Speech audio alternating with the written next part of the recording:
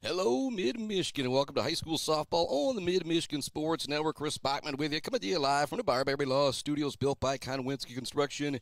And you know what? It's the Woods household pregame show as we get ready for the Clare Pioneers and the Shepherd Blue Jays in softball action. Was originally going to do baseball as of earlier this week, but the baseball field's still not ready to go. May 11th, I believe, is now that makeup date for Shepherd and Clare baseball. But for a broadcaster, I was selfishly a little excited because now I get to bring you Clare softball, Clare Shepherd softball, and Clare Shepherd baseball.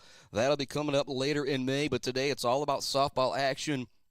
The Clare girls, Division III last year, going all the way to the state finals, losing in thrilling action, a game that you still got a few hiccups about, you still wonder about, but they are back in full force. Lost a great group of seniors, but just kind of reloading, not rebuilding. And the Shepherd Blue Jay girls bringing a whole back from last year, but losing some great leadership. Blanarchek, Robinson, and the crew. And so it's going to be a battle here today. But I do think the Jack Pine Girls Softball Conference goes through these games here today. And obviously we're only broadcasting the first one, but they will play 4 p.m. first pitch coming right up. The Clare Pioneers and the Shepherd Blue Jays, both teams come in at 4-2. Shepherd lost twice to Freeland. Clare split with Freeland, and they also split with Ithaca to get to their, those are the losses in getting to their 4-2 records. Let's take a break here on our Woods Household pregame show. When we come back, we're going to start breaking down the lineups for you. We'll go through the Shepherd lineup, and then we'll go through the Clare lineup. We'll talk about some keys to victory. We might be early in the season. These might only be games 7 and 8 for these two teams, but they have got a big impact going forward, and not just for the regular season. We'll talk about that and much more when we come back. So it's also a pregame show. Clare Shepherd softball coming right up on the Mid-Michigan Sports Network. Weefridge Financial knows it can be incredibly overwhelming to navigate the world of financial planning.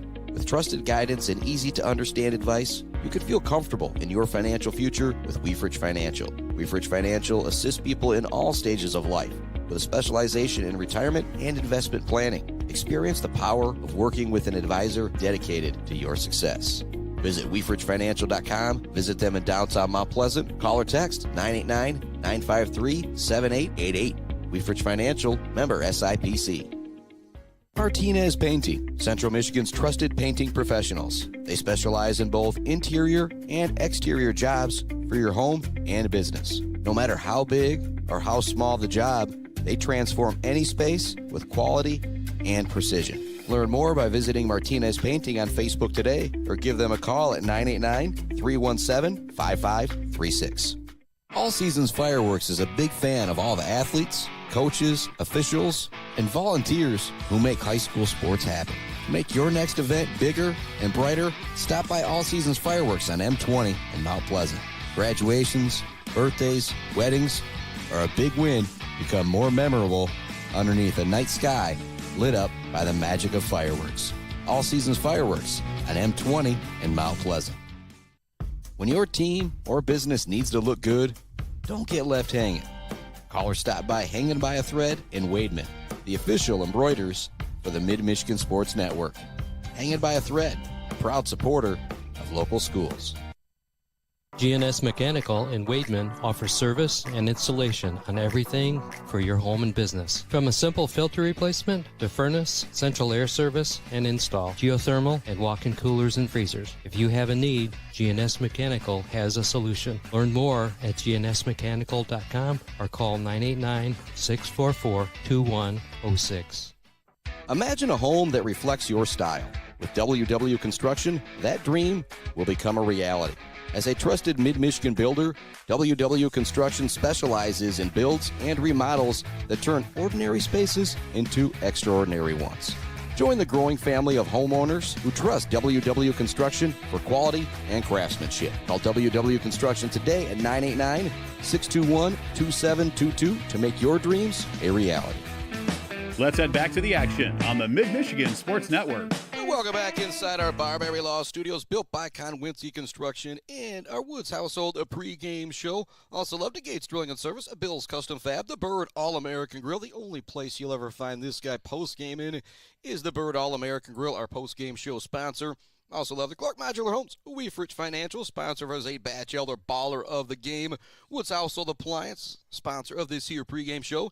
Brad Malley Well Drilling and Malley Construction. Shout Clark Modular Homes. Their open house is coming up on May 1st through the 3rd. If you want to check that out, you can kind of see off in the distance here. I'll zoom in a little bit. Clare Pioneer girls warming up in the outfield. And again, it's kind of got the one camera shot here. We're trying to think of the best ways to do everything we can to bring you the best action here on the Mid-Michigan Sports Network when it comes to baseball, softball action. And a really good view from behind the plate.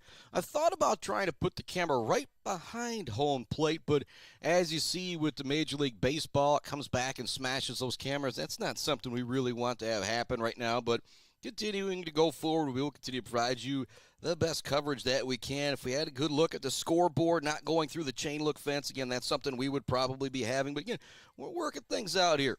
You think about football, you think about basketball, those are kind of built for some broadcasts. I will joke, baseball's built for to play commercials, with the half innings all the time. But as far as the scoreboard through there, we're figuring some things out. We will get there eventually. Starting lineup for the Lady Jays of Shepherd.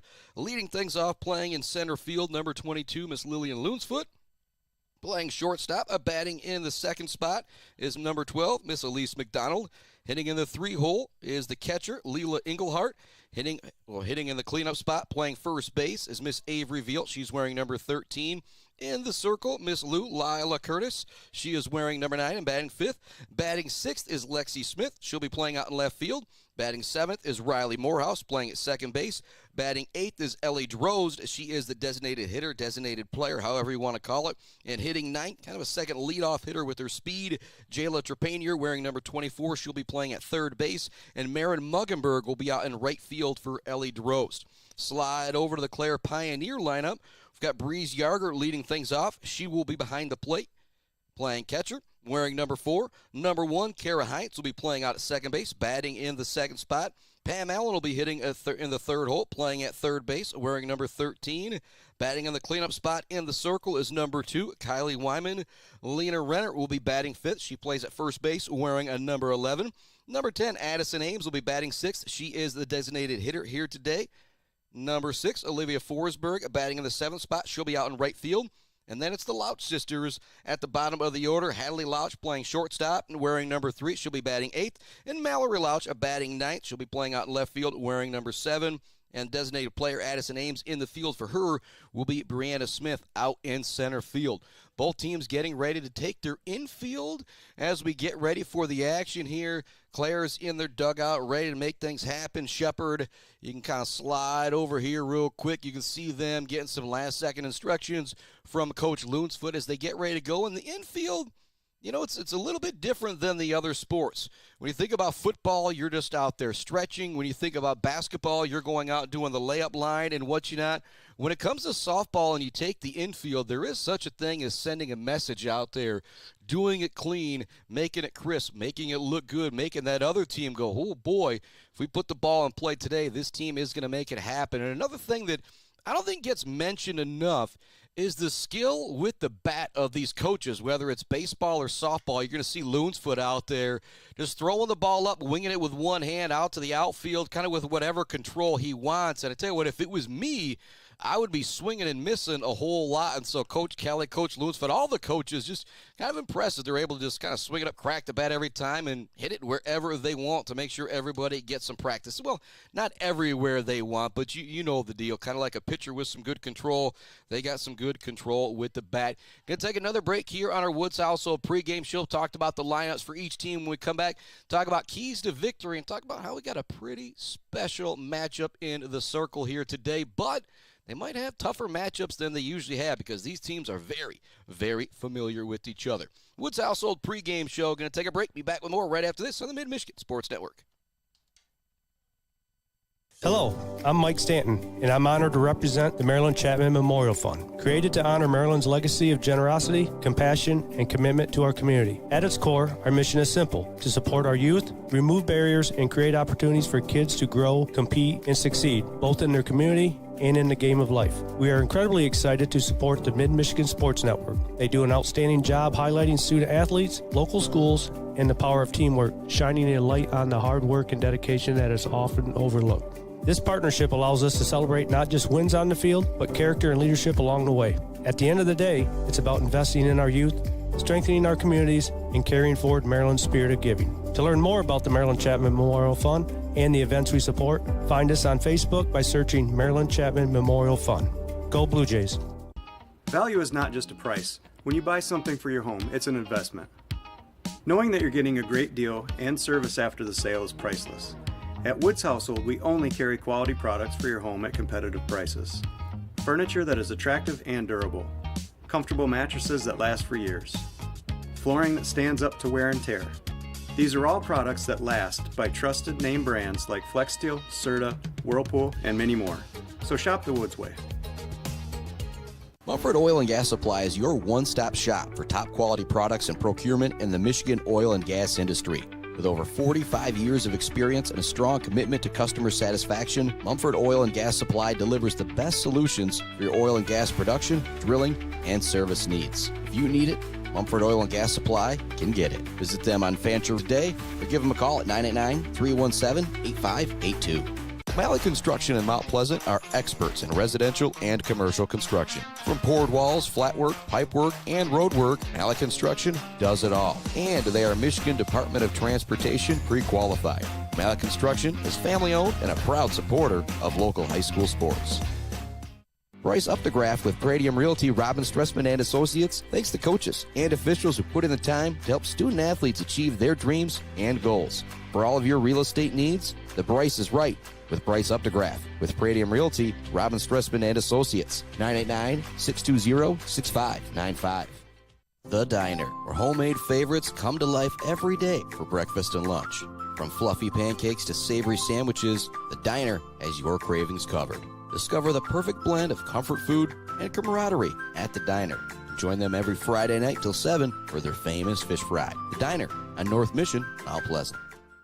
Hiring a cleaning service doesn't mean you're lazy. Martinez Cleaning knows it means you value your time and want to come home and relax and not worry about the mess. Martinez Cleaning allows you to do just that. Come home and relax to a nice clean home. Schedule your appointment and learn more by visiting Martinez Cleaning on Facebook or call today at 989-289-8615. Let's head back to the action on the Mid-Michigan Sports Network.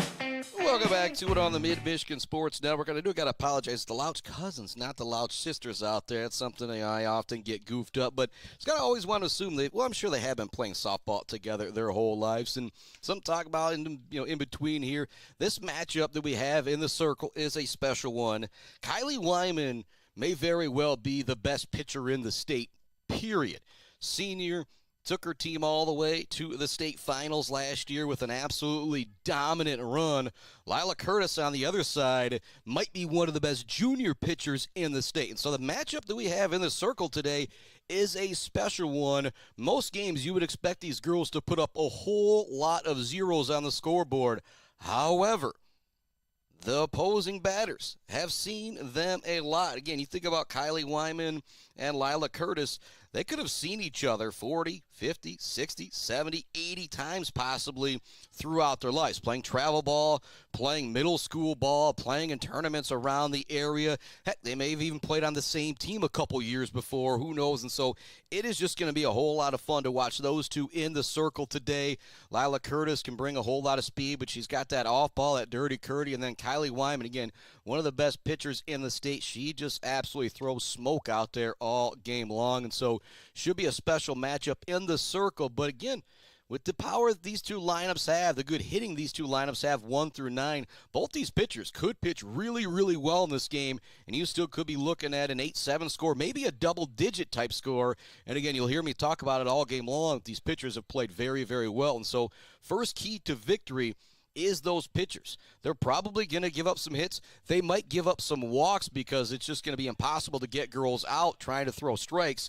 And so something to watch here is the body language in the circle. Both players, if you ask me, they have got to stay in the groove or ready to go no matter what happens. You give up a home run to one of the best hitters in the state, now you just got to shrug it off and keep on rolling. That goes for both sides of the plate. And then the second thing I think a lot's going to come down to is fielding. we're still really early in the season. Each team comes into this game at 4-2, so they've had 6 games on the field. They might have only had 6 days at practice on the field as well. So maybe 12 to 20 days total that they've actually been on the field. A lot of other times they've had to be in the gym, here at the turf room, out at Clare. And so just really, really difficult to get things going in the early season. And so fielding is going to be a big, big factor in this one. Again, that comes back to the body language of those pitchers in the circle. If one of your girls in the outfield drops a ball, if there's an overthrow from third base to first base, that's another thing that you just have to shrug off, not worry about it, and move on to the next play, because those type of plays are going to happen with these teams because they're going to put the ball in play an awful lot. Talked about Stephen Loonsfoot out there, crack of the bat, kind of set it wherever he wants. See Coach Kelly out there doing it as well. And shout out to Coach Kelly and the crew. I don't think he worked his real job today, his regular job, because he was out here at about 7 this morning, he said, along with a bunch of the guys to make sure this game could happen here today. That's something special that, the football coaches are out there doing some stuff from time to time, but basketball coaches, they don't really got to worry about the court all that much. But softball coaches, baseball coaches, along with the grounds crew, the maintenance crew at their respective schools, they are out here putting in a lot of work. And so a big, big shout out to Coach Kelly and the crew that have been out here since 7 this morning to get this field ready. I came pulling up about 2:15, 2:30 or so, and they were out here still working, still doing a few things, making sure that warning track was dry in the outfield, making sure things were good around second base. We are just about ready to go. Clare finishing up their infield warm-ups. When we come back, we'll talk about, keys to victory, this, that, and the other. Well, actually, we'll talk about the other games going on in the mid-Michigan area, and I believe they're happening because, boy, fields have taken a beating this week. Much love to Mount Pleasant Public Schools, Martinez Lawn Care, Bogwai Banga and Bradley, Powell Frame and Collision, the Maryland Chapman Memorial Fund, GNS Mechanical, Hanging by a Thread, Pure Plumbing, All Seasons Fireworks, WW Construction, The Diner, Block Electric, Brickner and Bunker Farm Bureau Insurance, along with Dick Silva Auto Sales. Back with more Woods Household pregame show right after this on the Mid-Michigan Sports Network. Hi, I'm attorney Joe Barbary. Just like doctors specialize in areas of medicine, at Barbary Law, we specialize in getting you the best possible results. If you've been injured by someone else's negligence, you owe it to yourself and your family to call our legal team. At Barbary Law, we focus on one thing, and that's getting you the compensation you deserve. Every case we take personally. My attorney is Joe Barbary. He can be yours too. Konwinski Construction offers a full range of construction services on small and large projects. Konwinski Construction is a leader in the community and are proud to support those student athletes who will be leading our community tomorrow. Konwinski Construction on Gover Parkway, Mount Pleasant. Mount Pleasant Automotive on Mission has been serving local auto shops and do-it-yourselfers since 1988. Mount Pleasant Automotive is locally owned and carries all the auto part, car care products, and auto maintenance supplies you will need. Visit them online at mtpleasantautomotive.com. Mount Pleasant Automotive, caring for our cars and our local student athletes. Bogwai Banga and Bradley on Main Street in Mount Pleasant provides uncompromising integrity when providing tax and accounting services to individuals and small businesses in the Mid-Michigan area. Bogwai Banga and Bradley has an expert CPA ready to help you, whether you're an individual that needs help with taxes or a business that needs help with, just about everything. Bogwai Banga and Bradley is a leader in the community and a proud supporter of local high school sports. Visit them online at bwbpc.com or stop into their office on Main Street in downtown Mount Pleasant. Joe Wentworth with Pradium Realty, Robin Stressman and Associates is a proud supporter of our local high school student athletes, working hard and showing pride for our community. For all of your real estate needs, go with Joe. Joe Wentworth with Pradium Realty, Robin Stressman and Associates, 989-817-1291. Brickner and Bunker Farm Bureau Insurance Group is Mid-Michigan's #1 team for protecting what matters most to you. Home, auto, life, farm, business. They offer a wide variety of coverage at affordable rates with the customer service of a best friend. Visit Brickner and Buckner Farm Bureau Insurance Group on Pickard Road or visit them online at bricknerbunkerinsurance.com. Let's head back to the action on the Mid-Michigan Sports Network. Welcome back to it here on the Mid-Michigan Sports Network as we get set and ready to go. Meeting of the minds about to happen right now at the plate with the captains and the coaches. And still trying to figure out Forsberg down there, trying to get everything ready to go for the national anthem. But I think he pointed out a good thing. I don't know if the sound system's been used yet here this year, so trying to get everything under control. We're going to send it out to one more pregame break as we end our Woods Household pregame show.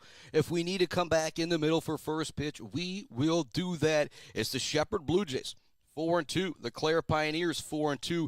It's early in the season, but these two games will go a whole long way in deciding who will win the Girls Jack Pine Softball Conference. Back with first pitch right after this. Clare Shepherd on the Mid-Michigan Sports Network. Hi, I'm attorney Joe Barbary. Just like doctors specialize in areas of medicine, at Barbary Law, we specialize in getting you the best possible results. If you've been injured by someone else's negligence, you owe it to yourself and your family to call our legal team. At Rivalry Law, we focus on one thing, and that's getting you the compensation you deserve. Every case we take personally. My attorney is Joe Barbary. He can be yours too.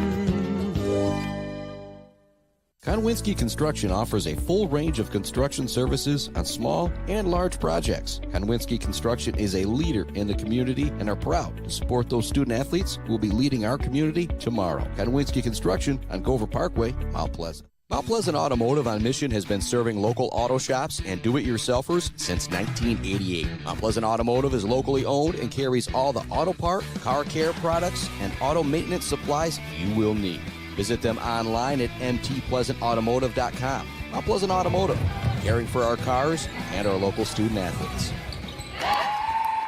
Bogwai Banga and Bradley on Main Street in Mount Pleasant provides uncompromising integrity when providing tax and accounting services to individuals and small businesses in the Mid-Michigan area. Bogwai Banga and Bradley has an expert CPA ready to help you, whether you're an individual that needs help with taxes or a business that needs help with, well, just about everything. Bogwai Banga and Bradley is a leader in the community and a proud supporter of local high school sports. Visit them online at bwbpc.com or stop into their office on Main Street in downtown Mount Pleasant.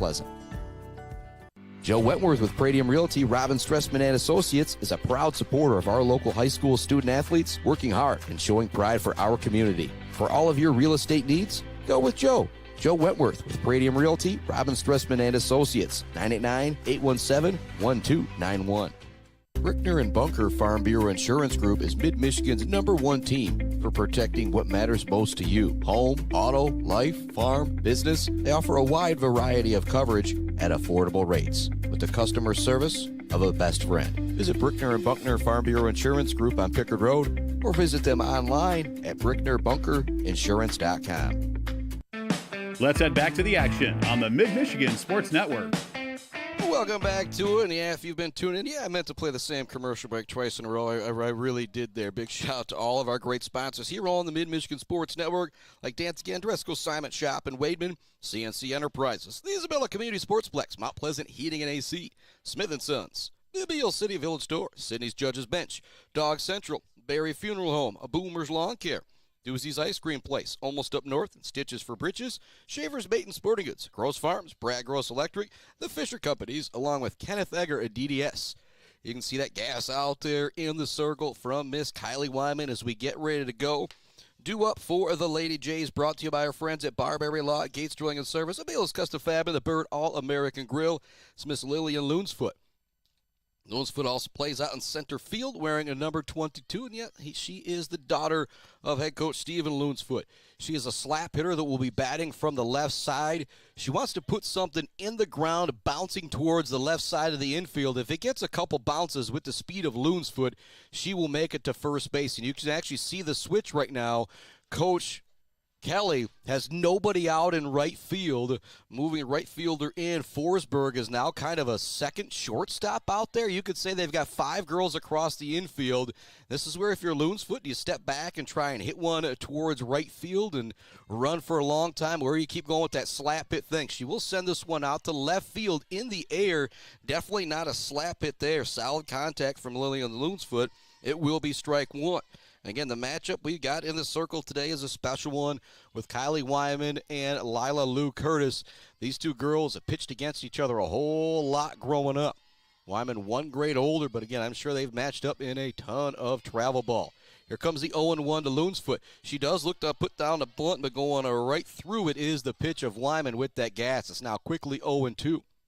Shepherd Blue Jays out there in the blue and gold jerseys with the white pants. Pioneers out there, and I'll call it, they're patented all black. The Pioneers across the chest in the white and green. This one's popped down the third baseline. It will get out of play. 0-2 the count with a foul tip now from Lillian Loonsfoot. Wyman walks back to the middle of the circle. Elise McDonald is on deck. Leela Englehart behind her. A whole lot of power in both of these lineups, especially through the middle part of the order. Loonsfoot steps back in. He's going to take strike 3 on a corner. What a punch out there from Kylie Wyman. Just straight gas to start this game. More love to our friends. Bryce Up the Graph, Joe Wentworth, Pradium Realty, Robin Stressman and Associates, Mount Pleasant Automotive, ENS Graphics, Mumford Oil and Gas Supply, Weber Brothers Sawmill, Konwinski Construction, Blockco Pools and Spas, and J&J Auto. Elise McDonald now stepping up there, a threat for that J&J Auto collision report. Here comes the first pitch, swing and a miss. Great location on the low outside corner that time from Kylie Wyman. McDonald steps out, takes a couple practice swings, steps back into the right side of the batter's box. Wyman back into the circle, has instructions from Coach Kelly. Swing and a miss there for McDonald. Kylie Wyman yet to throw a ball so far. She threw 4 pitches to Loonsfoot. 3 of them were for a strike. 1 was fouled off, essentially another strike, and now 2 straight strikes here to Elise McDonald. That one's just going to miss. So Wyman looks like she has got the control going here in this one. 1-2 the count. There's 1 out, top of the first inning. We're scoreless with the Blue Jays and the Pioneers. This one's going to be fouled down the first baseline out of play. Count remains 1-2. Digging back in on the right side is Elise McDonald. 19 home runs she had her freshman year. Didn't put up those numbers last year. Still improved her average. Team's kind of trying to pitch around her, but still was able to hit it. Just not a ton of, well, still 2 home runs and a whole lot of power doubles and triples, but not those crazy home run numbers last year as a sophomore. That one's going to miss high and outside. 2-2 now the count to the very, very dangerous Elise McDonald. Number 2 hitter for the Shepherd Blue Jays. Kylie Wyman in the circle. It's a 2-2 count, 1 out, top of the first inning. We're scoreless. This one's going to be pot foul out of play. And those are the type of foul balls of why I go and park my car as far away as I can from the playing field. Unload the equipment and then just pull it to the other side of the parking lot is what I do every time. And if there's a big truck I can park right behind or right on the side of, I'll do that as well. 2-2 now the count. Nice at-bat here for Elise McDonald. This will be pitch number 7 of the at-bat upcoming. Wyman has the signal from the dugout. Umpire gets back behind the plate in position, and we are ready to go. Leela Englehart on deck. Saw the Blue Jays versus the Elma Panthers earlier this year. I believe it was Englehart. I don't remember if she was 4 for 4, was just on base all 4 times. There's another punch out from Kylie Wyman to start the game. Still a nice at-bat from Elise McDonald. She saw 7 pitches, but went down looking on that last one. Englehart now stepping up to the plate. Against Elma, it seemed like every first pitch she saw, she just went right after it. And so Wyman here, maybe careful here with this first pitch because I think Englehart's going to be attacking it. Nobody on, 2 outs, top of the first inning. Blue Jays Pioneers. She does swing at the first one, but swings right through it. And again, that's that smoke that Kylie Wyman has that just only a few girls have in Michigan high school baseball. Again, she may be the best pitcher in the state. Here comes the next pitch. Check swing there for Englehart. They're going to check, see if she went around. They say she did not. 1-1 now the count.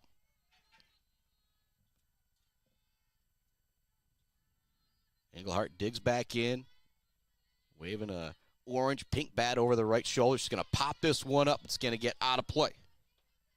1-2 now the count. Wyman has already struck out the first 2 of this inning. Now the chance to strike out the side in the top of the first. Something that does not happen to the Shepherd Blue Jays softball team very often. Englehart digs back in. Awaits the 1-2. Here comes the pitch from Wyman. This one's going to be hit out towards left field. Louch is going back. It's going to be up against the fence. Englehart rounds first, around second. Thinks about third, but she'll hold up there. Leela Englehart with the 2-out double. Avery Veal will now be stepping up to the plate. Chance to drive in a runner here. And Englehart will see if she has a pinch runner coming in. As she is the catcher, she will not. And talks about the athleticism that she has. You want her speed out there, even though she's still got to put on that catching gear. Veal will dig in on the right side. A chance to drive in a run here. Big two-out double from Leela Englehart. She was down the count 1-2.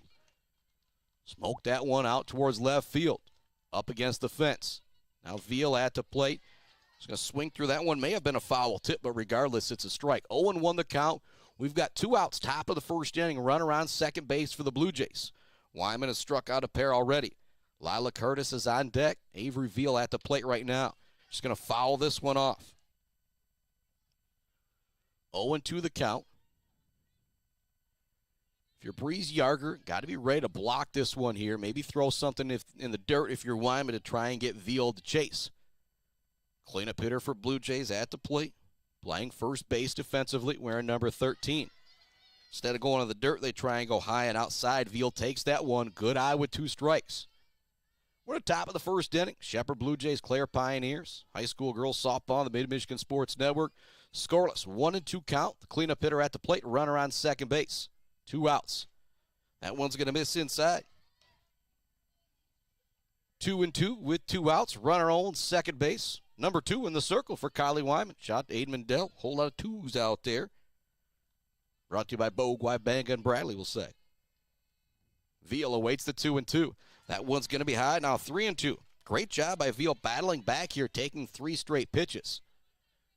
I'll also joke, though, not a bad idea by Wyman to try and get this really, really good hitter to chase something in this situation. Here comes the payoff pitch. Runner on second base. 2 outs. Swing and a miss. Wyman will strike out the side. They leave a runner on second base. Big time punch out there from Miss Kylie Wyman. Due up for the Lady Pioneers. It's Breeze Yarger, Kara Heinz, and Pam Allen. Back with more Pioneer Blue Jay softball right after this on the Mid-Michigan Sports Network. Value is not just a price. When you buy something for your home, it's an investment. Knowing that you're getting a great deal and service after the sale is priceless. At Woods Household, we only carry quality products for your home at competitive prices. Furniture that is attractive and durable. Comfortable mattresses that last for years. Flooring that stands up to wear and tear. These are all products that last by trusted name brands like FlexSteel, Serta, Whirlpool, and many more. So shop the Woods way. Blocko Pools and Spas is Mid-Michigan's #1 pool and hot tub destination that will turn your old space into your #1 destination. From delivery of a full pool for the family to the relaxing hot tub for after work for mom and dad, Blocko Pools and Spas does it all. Stop by their showroom on Remus Road to check out their beautiful selection of hot tubs and learn how you can build the pool of your dreams. Let's head back to the action on the Mid-Michigan Sports Network. Welcome back to it here on this Mid-Michigan Sports Network. Kylie Wyman punching out the side in the top of the first inning. Now Lila Curtis stepping up to the plate. She'll be facing Breeze Yarger, Kara Heinz, and Pam Allen. In the field for the Blue Jays, mentioned Curtis in the circle. Behind the plate is Englehart. Veal at first, Morehouse at second, McDonald at short, Trepanier at third. Out in the outfield, left field, Smith. Center field, a loon's foot, and it's Baron Muggenberg out in right field. And Curtis, maybe not quite the smoke that you see from Kylie Wyman in the circle. Wyman's probably mid to high 60s, I think. Again, just unbelievable out there. Luke Curtis probably just below that, but she's got a really good off-speed pitch, the Dirty Curdy, as her mom calls it. And when it's dropping in the strike zone, whoo, it can be tough to deal with. But again, these Clare girls have seen that pitch a lot more than any other school Curtis is going to go up against. Breeze Yarger stepping up to the plate, Kara Heinz behind her, and then it's Pam Allen in the number 3 spot.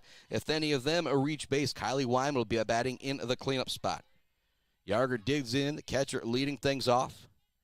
It's going to be on the outside corner for a strike. Shepherd's 4-2, Clare's 4-2.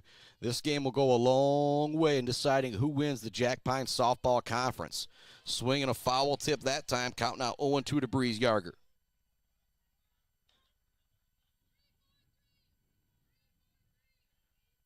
And very similar to Kylie Wyman. You might hear off in the background there, just 3-4-3. That's the pitch that they want Curtis to send out there. Comes a high fly ball out to right field. Marin Muggenberg gathers underneath it to make the catch. Not a whole lot of wind out there flying to make things super difficult, but a lot of sunshine out there to make things a little difficult. Muggenberg out there with the shades. She was ready to bring that one in. We do have a score update here. We're in the bottom of the first inning with Mount Pleasant and Ithaca. They are scoreless as well. Here comes a pitch from Curtis.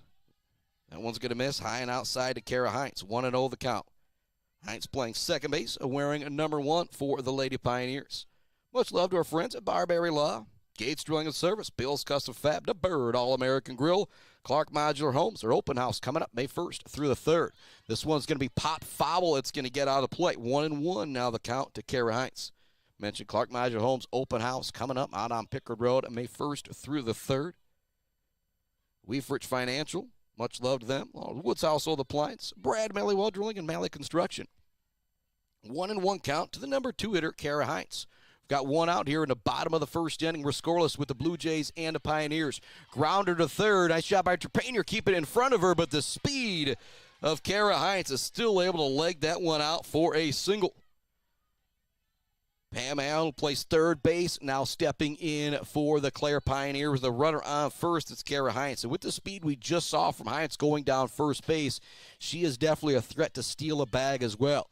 Pam Allen steps in, batting on the left side. Runner on first base. One out, one on. That one's going to be a foul tip off of the mask of the umpire. A lot tougher than I am as he shakes it off and gets ready to go. And those are the plays I was talking about right there. It was a great job by Trepanier keeping it in front of her. If it was a perfect defensive play, she may have gotten the out, but it's definitely not an error, a single there from Kara Heinz. But those are the plays that if you're Lila Curtis, you just got to shrug it off. You might give up 3, 4, 5 runs in this game. You just got to count on your offense to give you a little backup. Timeout at the plate. Umpire Mask might be a little jolted after that foul tip there from Pam Allen. Again, much tougher than I am. He is ready to go.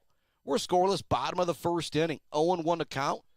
One out, runner on first base for the Lady Pioneers. Lila Curtis in the circle. That one's going to miss high. 1-1 now the count to Pam Allen.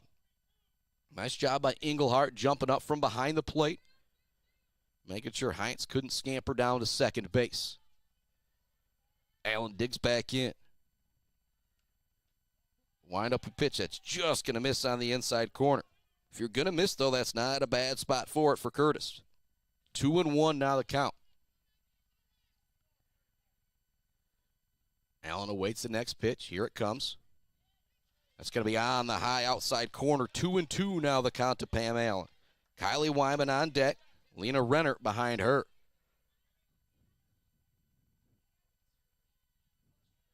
Here comes the 2-2. This one's going to be fouled down the third baseline, out of play.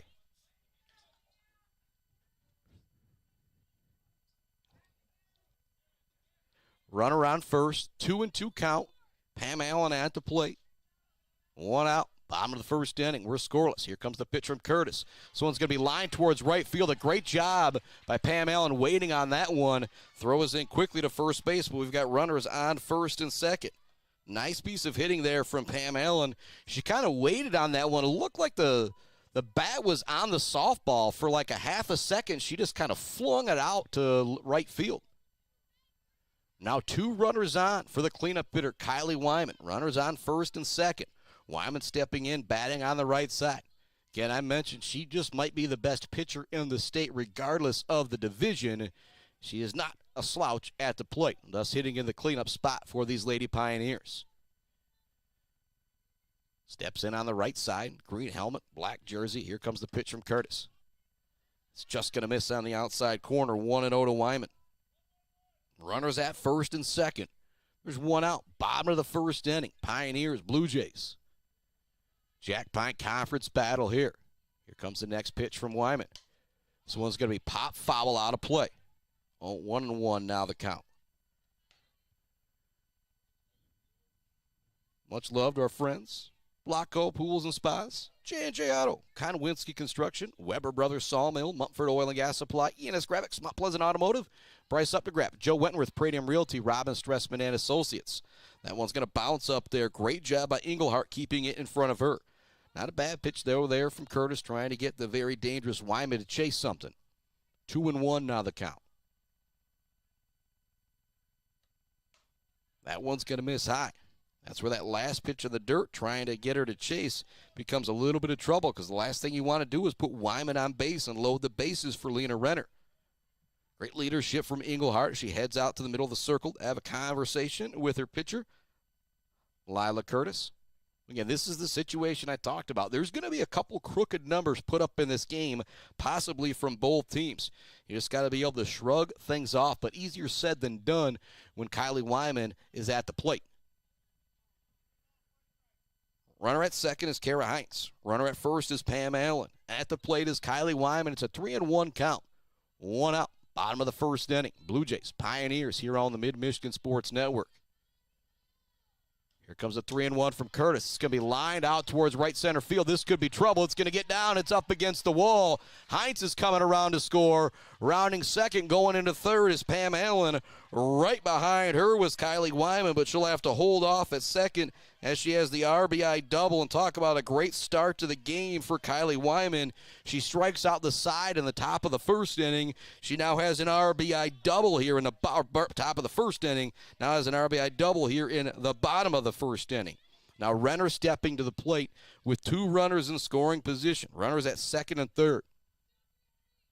It's a good job by the outfield of Shepard getting that ball in to not allow Pam Allen to come in from third base.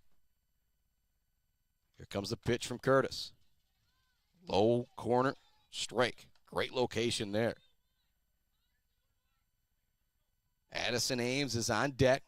He's designated player / designated hitter for Clare today.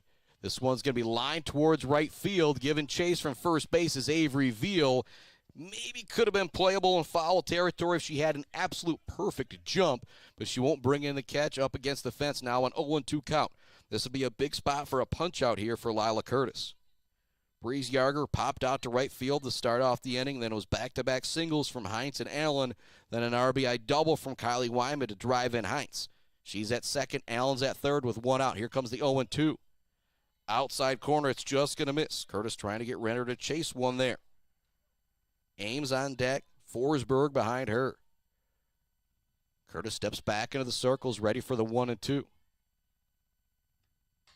This one's going to be hit high towards left field. It's going to get out of play. Runner with a nice job, doing a nice job following that one off. We're in the bottom of the first. Clare leads it 1-0 over Shepard. 1-2 is the count. There's one out, and the Pioneers are still threatening with runners at second and third. Curtis has the signal. She winds and deals with the 1-2. This one's going to be fouled off the backstop, getting all of us to jump here in the press box. Woo! That one was lined right off the fence. Couple 1-2 pitches fouled off now by Renner. Ames on deck. Here comes the 1-2 from Lila Curtis. Swing and a miss. A big-time punch out there from Lila Curtis. Here comes Addison Ames now to the dish. She'll look down third baseline to Coach Kelly for the signal. Brianna Smith playing in center field. Addison Ames at the dish. And the designated hitter position there, designated player. Playing out in center field is Smith for Ames. She's going to swing at the first one. She'll foul it off. Runners remain at second and third for Clare. We've got two outs. 0-1 count to Ames. Clare leads it 1-0. They've already got one run across, but they love to put a crooked number up here in the bottom of the first inning. This one's going to be hit down the third baseline. It's going to be just foul. Great play by Trepanier over at third. She charged and was ready to throw out the runner at first base. That's what you got to do with the speed at the plate with Ames. 0-2 now the count. Forsberg on deck. Love to get an opportunity here in the first. Some runners on base. Actually, she'd probably prefer Ames clear the bases for her. As she steps in, she'll foul this one off. Count remains 0-2. We're in the bottom of the first inning, 1-0. Clare with the lead, still threatening with runners at second and third. It's an 0-2 count to Addison Ames. 2 outs. Swing and a miss, but it's going to be in the dirt. They've got to get the throw out down to first, and they do in time. So back-to-back strikeouts with runners at second and third to limit the damage for Lou Curtis. Clare leaves 2 on base, a due up for the Blue Jays. It is Miss Lou Curtis, along with Lexi Smith and Riley Morehouse. Keep things right here on the Mid-Michigan Sports Network. Give some more love to some of our great sponsors. You see their logos at the top of the screen. If you think about doing business in the Mid-Michigan area, think about those big sponsors like Barbary Law, Gates Drilling and Service, a Bill's Custom Fab, the Bird All-American Grill. Some Moonbread is actually sounding really, really good for after this game. That might be my post-game plan after our Bird All-American Grill post-game show here this evening. More love to Clark Modular Homes. As I mentioned, we'll continue to mention their open house coming up May 1st through the 3rd. Love to Weefrich Financial, sponsor of the Zaid Batchelder Baller of the Game. Woods House of the Appliance, Brad Malley Well Drilling, and Malley Construction. And if you think about that Zaid Batchelder Baller of the Game, we're obviously really, really early, but if the game ended after 1 inning, it would be a pretty clear choice in Kylie Wyman. She struck out the side in the first inning, then had an RBI double to drive in a run. Due up for the Jays, it's Lila Curtis, Lexi Smith, and Riley Morehouse. You'll hear me talk about it often. Kylie Wyman, one of the best pitchers in the state, but stepping to the dish is Lila Curtis, somebody who's seen her much more than most.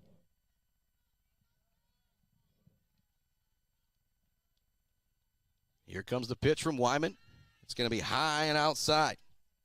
That's where I wonder if you're facing your pitching counterpart. Do you try and throw as much gas as you absolutely can on the first pitch? So Wyman had some smoke on that one, but it wasn't near the strike zone. Second one is through the strike zone, and it's a swing and miss for Lila Curtis. Count now 1-1. Curtis steps out, couple practice swings. Steps back in, batting on the right side. Wyman back in the middle of the circle, ready to go. Wings and deals. That one's going to miss high. 2-1 now the count. Lexi Smith on deck. Riley Morehouse behind her. Clare with the 1-0 lead here on the top of the second inning as Curtis digs back in on the right side. Pink, purple, and orange bat. Looks to swing through that one. It's going to be a strike. 2-2. Curtis swinging for the fences on that one. So a little too much gas out there from Wyman. Wyman does have the ability to pull the string, but you just rarely see it because of the gas she can throw. And as I mentioned, the gas, that one high and outside again. Count has now run full to Lou Curtis. I think the last thing you want to do if you're Clare is put the leadoff runner on here. Curtis digs back in. That one's going to miss low. Ball 4. Great at-bat there from Lou Curtis.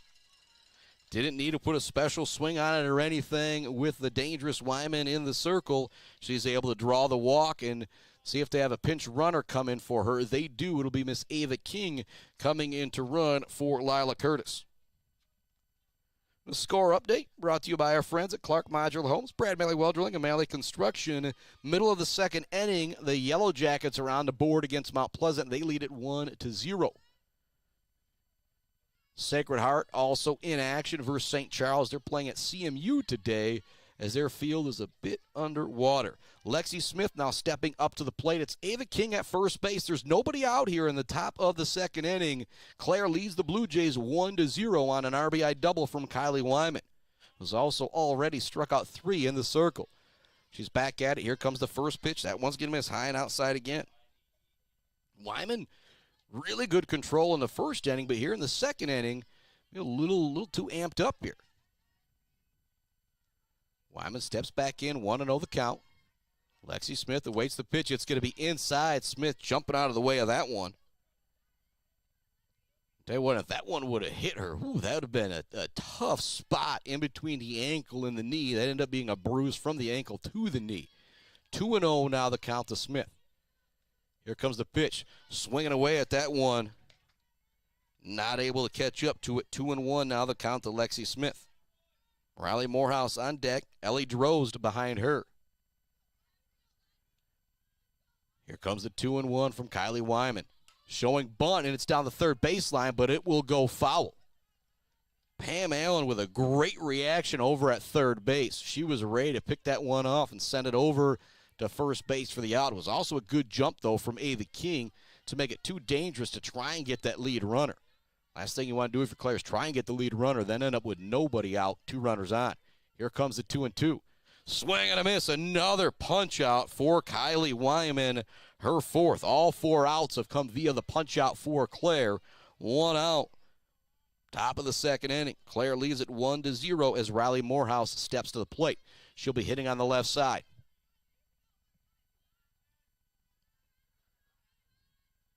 Wyman in the circle, winds and deals. Swinging through that one was Morehouse.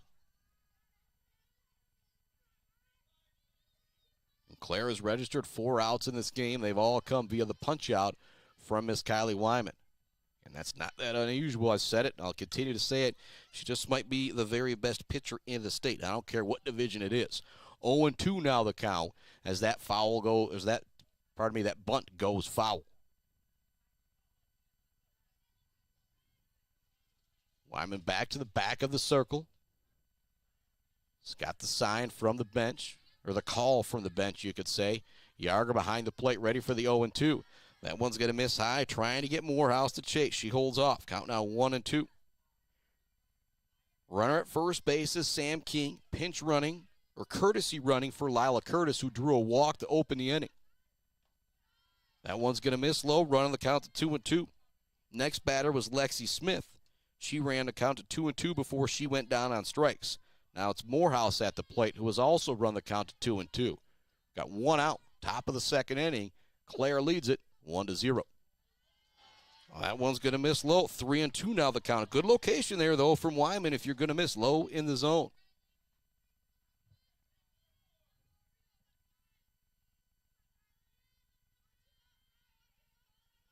Wyman back in the circle. Payoff pitch here with the 3-2. She's going to miss high. That'll put Riley Morehouse on, also via walk. So still, I guess we wanted to say yet to give up a hit, but this inning, she did give up a double to Englehart in the 1st. But 2 walks and a strikeout here to start this 2nd inning for Clare, or Shepherd, you could say. 2 runners on with Ellie Drozd coming to the plate. Jayla Trepanier is on deck. Everybody gathering in the middle of the circle right now, making sure everybody's on the same page. You really like this leadership out there. Wyman, Yarger, Allen, Louch, and the crew. I think what you're saying right now, making sure everybody knows there's play at every base, a force out. Just make sure you get an out as something gets put in play. Doesn't matter if it's at 1st, 2nd, or 3rd here. Just need to make sure you get that 2nd out. Drozd at the dish, batting from the right side. It's going to pop this one up down the first baseline. It's caught by Wyman. Kylie Wyman coming in to make that play. It almost could have been a collision with 3 Clare players. Yarger was going for it from her catcher position. Renner was going from it from her first base position. Wyman cut in between the 2 of them and made the catch. And just like that, there was 2 down. Trepanier digging in now. Runners remain at 1st and 2nd. Number 9 hitter Trepanier at the plate. Big swing and a miss there. Trepanier, an all-sports superstar for the Pioneers. Volleyball in the fall, basketball in the winter, and now here's softball in the spring. I want to say she wasn't on the team last year when I was chatting with her. Can't remember exactly, but I know it's been a while since she's played softball, so it's going to be tough to see Kylie Wyman. And Wyman does pull the string on that one. And what are you going to do with that after you've seen that gas, and then here comes the off-speed. It's over for a strike. 0-2 now the count to Trepanier. That's over for strike 3. Kylie Wyman has now struck out 5 through 2, and the Blue Jays leave 2 runners on base there. They've now left 3 on for the first 2 innings, something you can't do against Kylie Wyman. You get a batter on base, or a runner on base, you need to try and make it happen. Due up for the Pioneers, it's Olivia Forsberg, Hadley Louch, and Mallory Louch coming right up here on the Mid-Michigan Sports Network. The Clare Pioneers lead the Shepherd Blue Jays 1-0 as we head to the bottom of the 2nd inning. Weber Brothers Sawmill has been in the sawmill and logging business since 1950. Weber Brothers Sawmill buys standing timber and logs all over central and northern Michigan with National Hardwood Lumber Association certification. You can be assured of a professional job, from the marking and cruising of your woods through the harvest. Weber Brothers Sawmill is a proud supporter of our local high school student athletes. J&J Auto in Wademan is Mid-Michigan's elite automotive repair shop. J&J Auto offers complete collision repair and mechanical repair. Stop by on Wademan Road or call them today at 989-644-8908. J&J Auto, proud supporters of high school student athletes.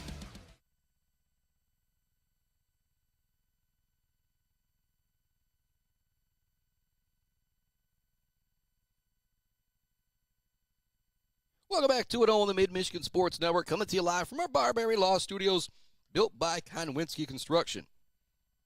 Another score update. Runner on second base for the Mount Pleasant Oilers. Ithaca leads that one in the bottom of the second inning, 1-0. Again, a cool matchup there.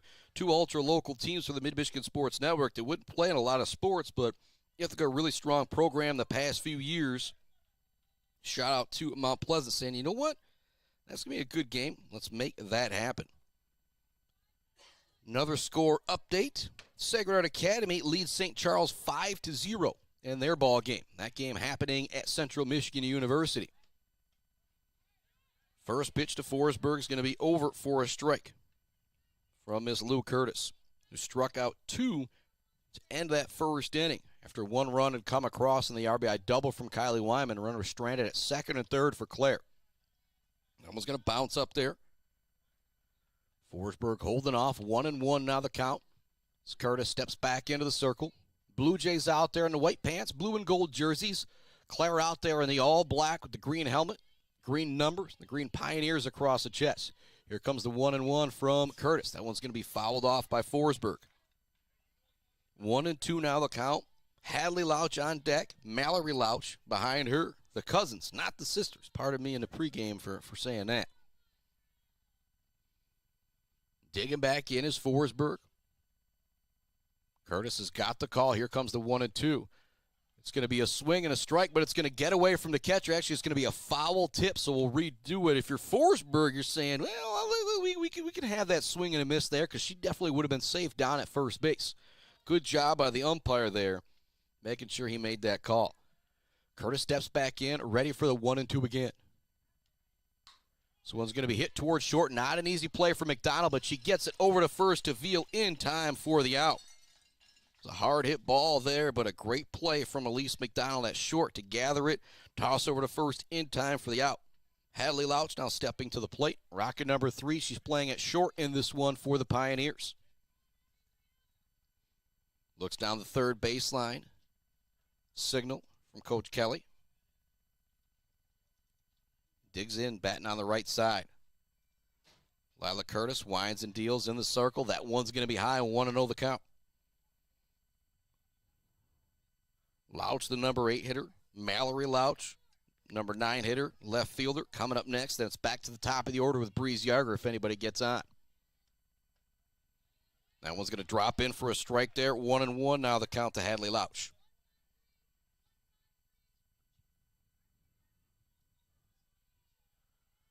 Curtis got the sign, winds and deals.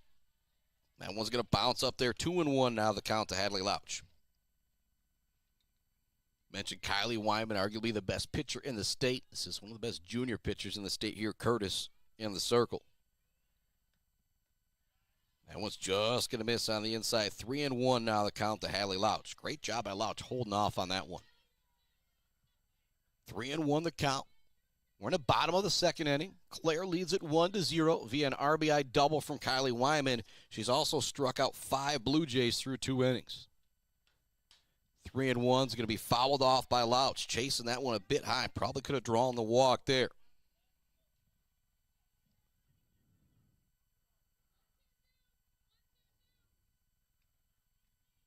Curtis has a call from the dugout. Here comes the 0-2. Or the 3-2, pardon me. It's going to be fouled on the first baseline. Veal looking to make the catch. It's actually going to go off the fence onto the roof of the dugout for Shepard, back into the dugout. And so not really a dangerous play getting to hit anybody, line out or pop out towards the dugout. But Veal needed about a 30-inch vertical to go up over the fence to bring that one in. 3-2 remains the count. 7th pitch of the at-bat here for Hadley Louch. What a battle. Here comes the pitch. It's going to be fouled off once again by Louch. We'll do the 3-2 pitch for a third time here. And when you can battle at the plate like this, you just keep fouling it off until the pitcher finally misses, and then you're able to trot down to first base. Here comes the 3-2, and it will miss low. Great at bat there from Hadley Louch. Drawing the walk on pitch number 8 of the at-bat. That'll bring Mallory Louch to the plate. We got one out, bottom of the second inning. Clare now with a runner at first. Curtis in the circle, steps back towards the rubber, ready to wind and deal. This one's going to be fouled off out of play. Louch wearing number 7, playing position number 7 out there in left field for Coach Kelly. Clare is 4-2. Shepherd is 4-2 coming into this game. Clare split with Freeland. Shepherd lost to Freeland both times to win the rest of their games. Clare's other loss came against Ithaca. That one's going to be fouled off. Count now 0-2 here to Mallory Louch. We got one out, bottom of the second inning. Clare leads it 1-0. This absolutely beautiful Clare Pioneer softball field that a lot of work had to get done today to make things happen. Coach Kelly was out here 7 in the morning or so. He said, don't imagine he worked his first job, I'll joke, today. He's out here making sure these girls could get out here and play the game that they love. Here comes the 1-2. It's going to be hit towards the outfield for a base hit. Coming in to gather that one is Lillian Loonsfoot, but a great piece of hitting right there from Mallory Louch as she gets the single. Hadley Louch walks. She's now at second base. In the bottom of the order, battling there. Turn it around to the top of the order with only one out and 2 runners on base. Breeze Yarger to the plate. Her first time up, she hit it pretty hard out to right field, but Maren Muggenberg was able to gather underneath it to bring it in for the Blue Jays. Clare threatening here in the bottom of the second inning. They scored 1 in the bottom of the first, but left 2 on base. Digging in is Breeze Yarger.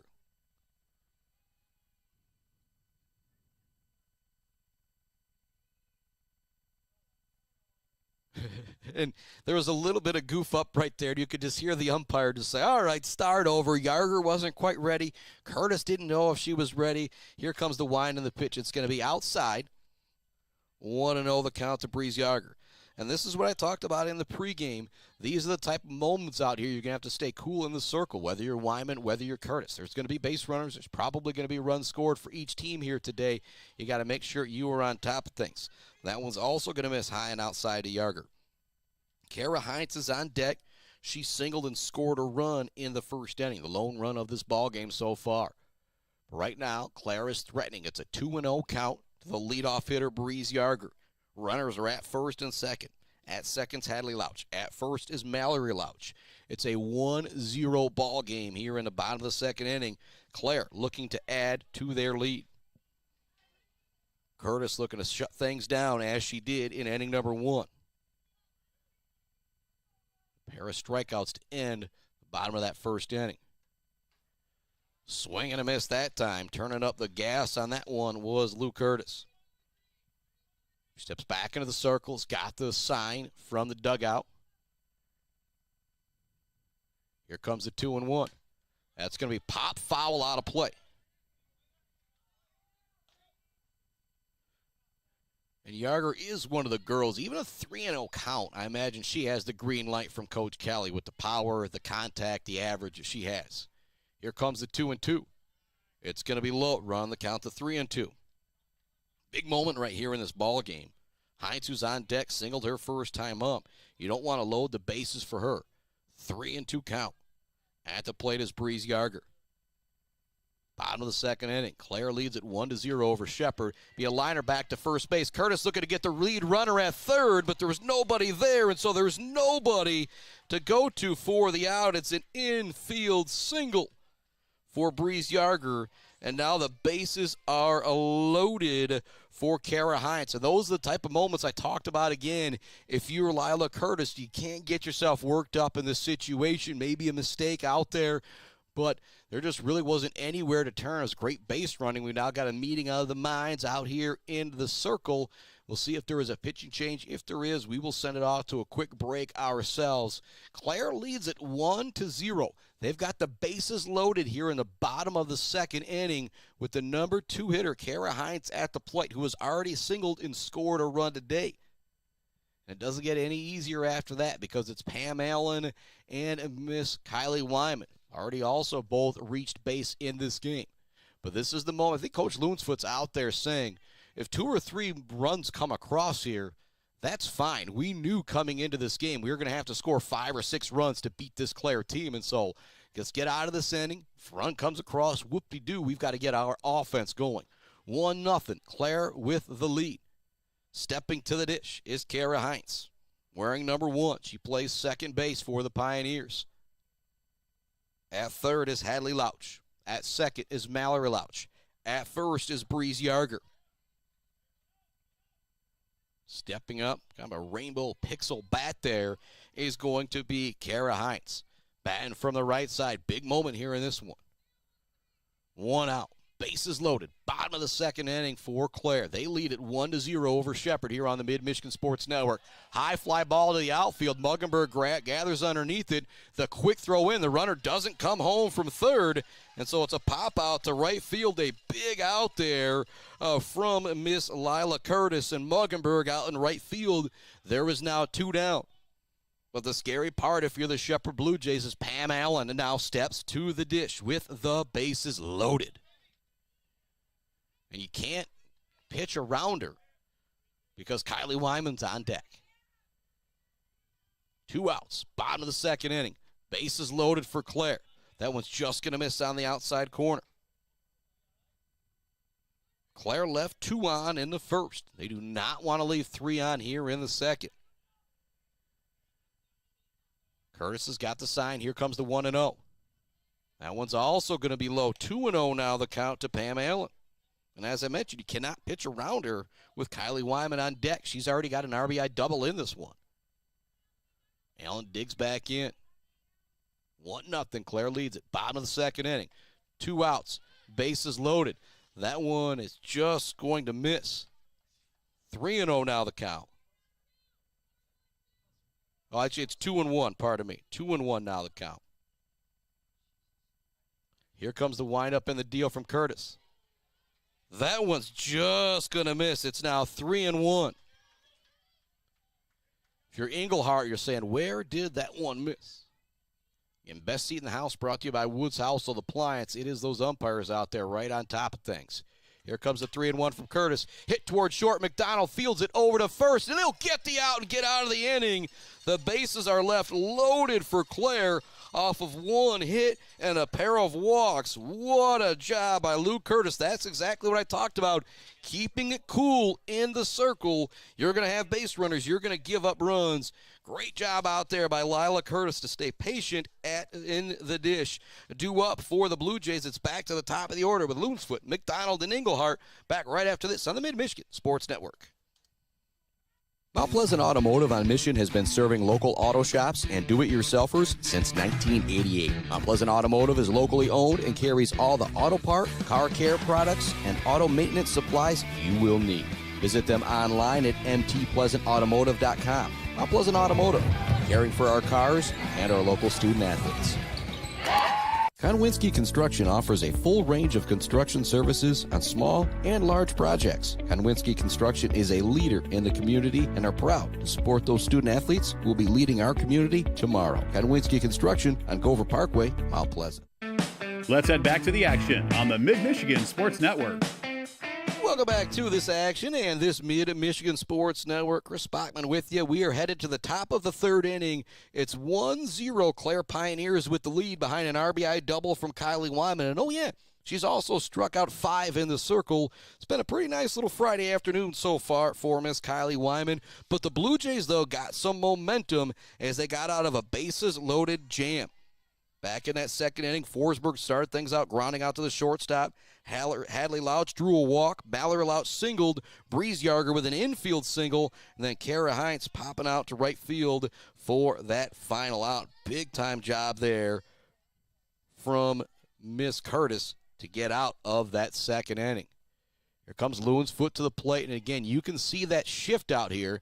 I'm actually going to kind of change the camera here a little bit. You go out to right field. Yeah, there's nobody out there. There's a lot of green grass out there, and you see the three girls lined up along in between second and third base, trying to make sure Loonsfoot cannot get on with that slap hit, and Loonsfoot's actually going to get hit this time. She is a lot tougher than I am as she quickly heads down to first base. And that tells you how good of a pitcher Kylie Wyman is. Loonsfoot almost looked happy to get hit and said, you know what, I'll be on base. I'm good with that. And she's actually going to take a moment to kind of walk things off. Again, Loonsfoot a lot tougher than I am, as I would probably be in the dirt with some tears right now. But now a runner at first base. Nobody out. Elise McDonald stepping to the ditch. She struck out her first time up, but it was a good at-bat. She saw 7 pitches before she went down on strikes. Loonsfoot at first. Leadoff runner on for the Blue Jays here in the top of the third inning. They trail Clare 1-0. First pitch is going to be outside. It'll get away from Yarger. That'll allow Loonsfoot to take second base on the pass ball. Again, baseball, you always say runner in scoring position at second. It's technically the same here in softball, but a little bit different as the outfield just not quite as deep. McDonald shows bunt, now pulls it back, and she'll foul this one away. 1-1 now the count to Elise McDonald, the number 2 hitter for the Shepherd Blue Jays. On deck is Leela Engelhardt. She doubled her first time up, the only hit of the game so far for the Blue Jays. 1-1 the count to McDonald. Wyman steps back into the middle of the circle. Wines deals. McDonald's going to pop this one up. It's not going to be an easy play, though. Out at second base, it is brought in. A fantastic catch from Kara Hines. That one was up there for a while. She had to go from the infield to the outfield, was still able to bring it in. Fantastic play at second base from Kara Hines. There's now 1 out. A runner at second base for the Blue Jays, top of the third inning. Clare leads it 1-0.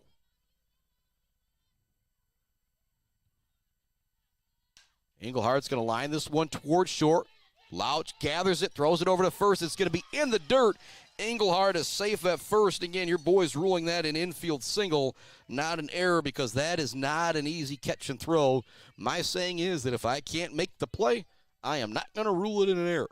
1-0 the score. Avery Veal stepping to the plate. She sends one to the outfield, whether it's on the grass or in the air. She should be able to drive in that run from third base, and in particular with the speed of Lillian Loonsfoot. It's not going to take a deep fly ball to score her. Runners at the corners. Cleanup hitter Avery Veal at the plate.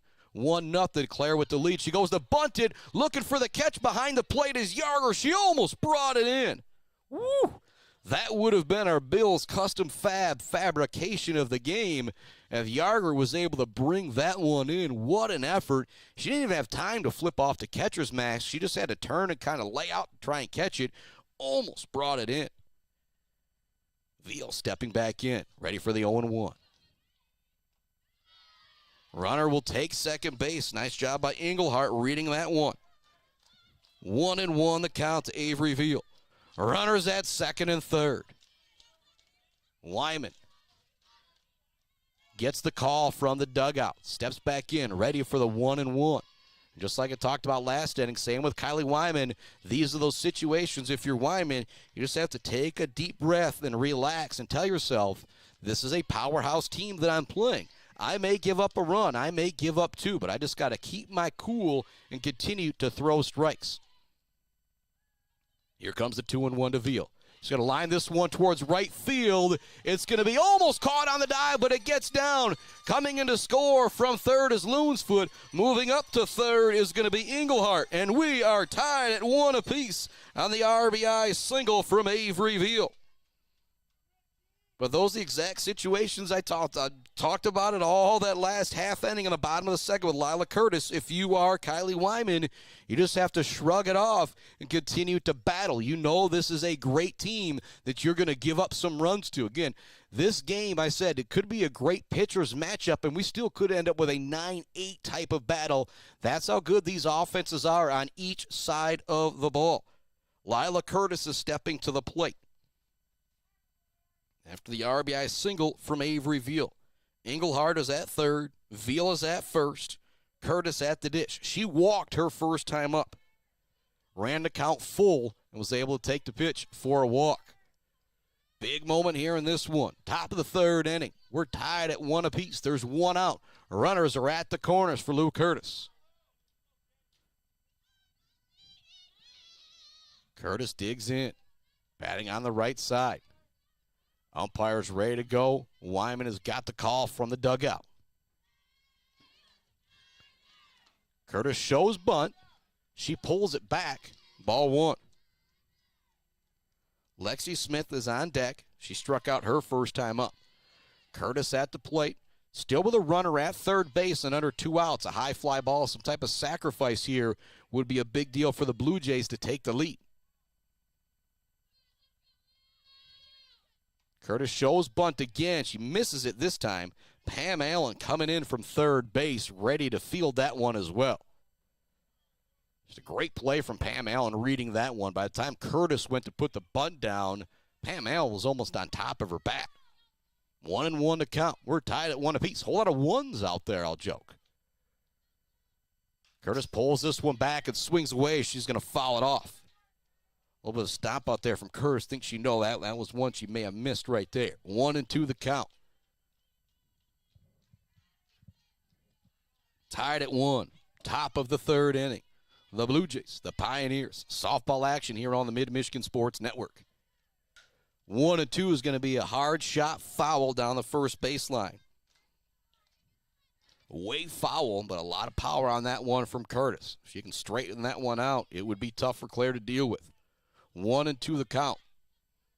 Wyman has the call from the bench. Again, maybe you waste one here. Just got to make sure you keep things in front of you if you are Yarger behind the dish. Swing and a miss. Big time punch out there from Kylie Wyman. Her 6th of the afternoon. There is now 2 outs with Lexi Smith stepping to the plate.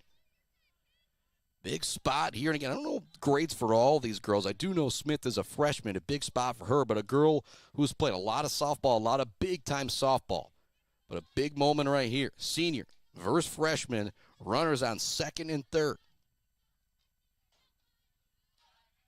Smith looks at that one. It's going to be a strike on the low outside corner. Perfect location there from Kylie Wyman. We're tied at 1 apiece in the top of the third inning.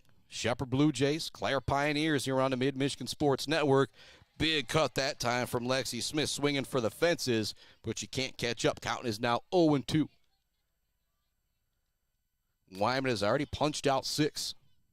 Runners are at second and third for Clare. If you're Smith, you desperately want to put this one in play at least. That one's going to be outside. I like the idea there from Wyman trying to get her to chase. Great job by Yarger jumping out of her catcher's position to catch that one. 1-2 the count. 2 outs, top of the third inning. Here comes the pitch. Swing and a miss. It's another punch out for Kylie Wyman. Make it 7 and the Blue Jays leave 2 on. We're headed to the top of the third inning. Due up for the Lady Pioneers. It's Kylie Wyman, Lena Renner, and Addison Ames. What a game we've got going so far. We're tied at 1, heading to the bottom of the third inning. Clare Pioneers, Shepherd Blue Jays, high school softball on the Mid-Michigan Sports Network.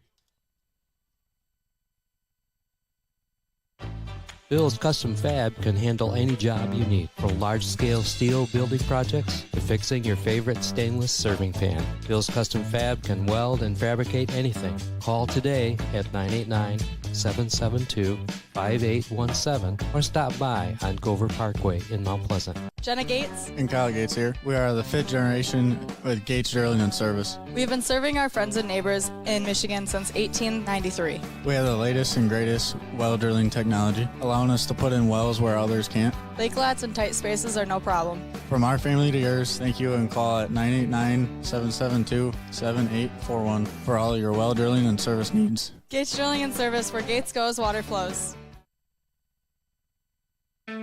Let's head back to the action on the Mid-Michigan Sports Network. Welcome back to it here on the Mid-Michigan Sports Network. We're tied at 1 apiece heading to the bottom of the third inning. The Blue Jays were able to tie things up in that third, but still stranded 2 runners at second and third base as well. Had 2 hits in that inning, also a hit by pitch as well, but it was an RBI single from Avery Veal that brought in Lillian Loonsfoot from third base after she was hit by a pitch to reach base to begin the inning. Now here, start the third. It will be Miss Kylie Wyman leading things off for the Pioneers. She had an RBI double her first time at the plate.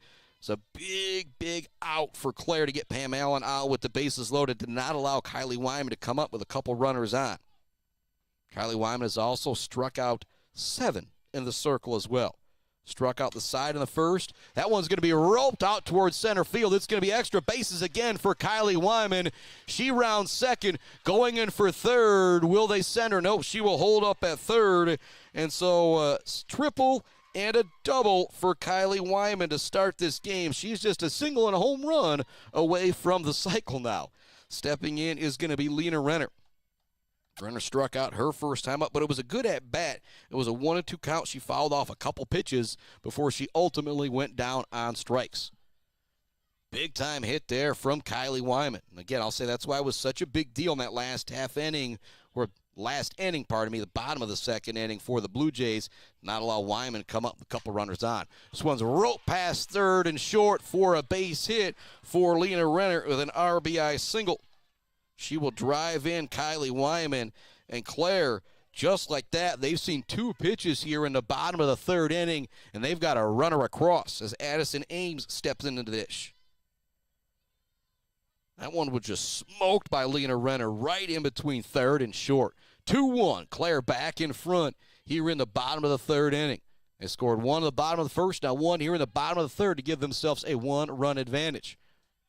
Runner at first, Engelhardt fakes the throw down there after the pitch misses outside. Ames, the designated player. She struck out 4 pitches her first time up. Had an 0-2 count, was able to stay alive on a foul tip. This one roped to first base. It's going to be a base hit by Veal. Muggenberg will bring that one in. Send it in, holding at second base is Lena Renner. But things now rolling here for Clare in this third inning. And I'll go back to exactly what I said in the pregame and what I've been saying all game long. If you're Lila Curtis, if there's another run or 2 put up here, you should have the offense to be able to come back. Said, I don't expect this game to be won by Clare 2-1. It could very well be 7-6, 8-7. So if you're Curtis, just continue to throw strikes out there. Let the defense continue to warm up, take care of things behind you. This one's going to bounce up there to Forsberg. 1-0 the count. Forsberg grounded out to short to begin the second inning. Runners at first and second for Clare. Still nobody out here in the bottom of the third inning, and 1 run is across.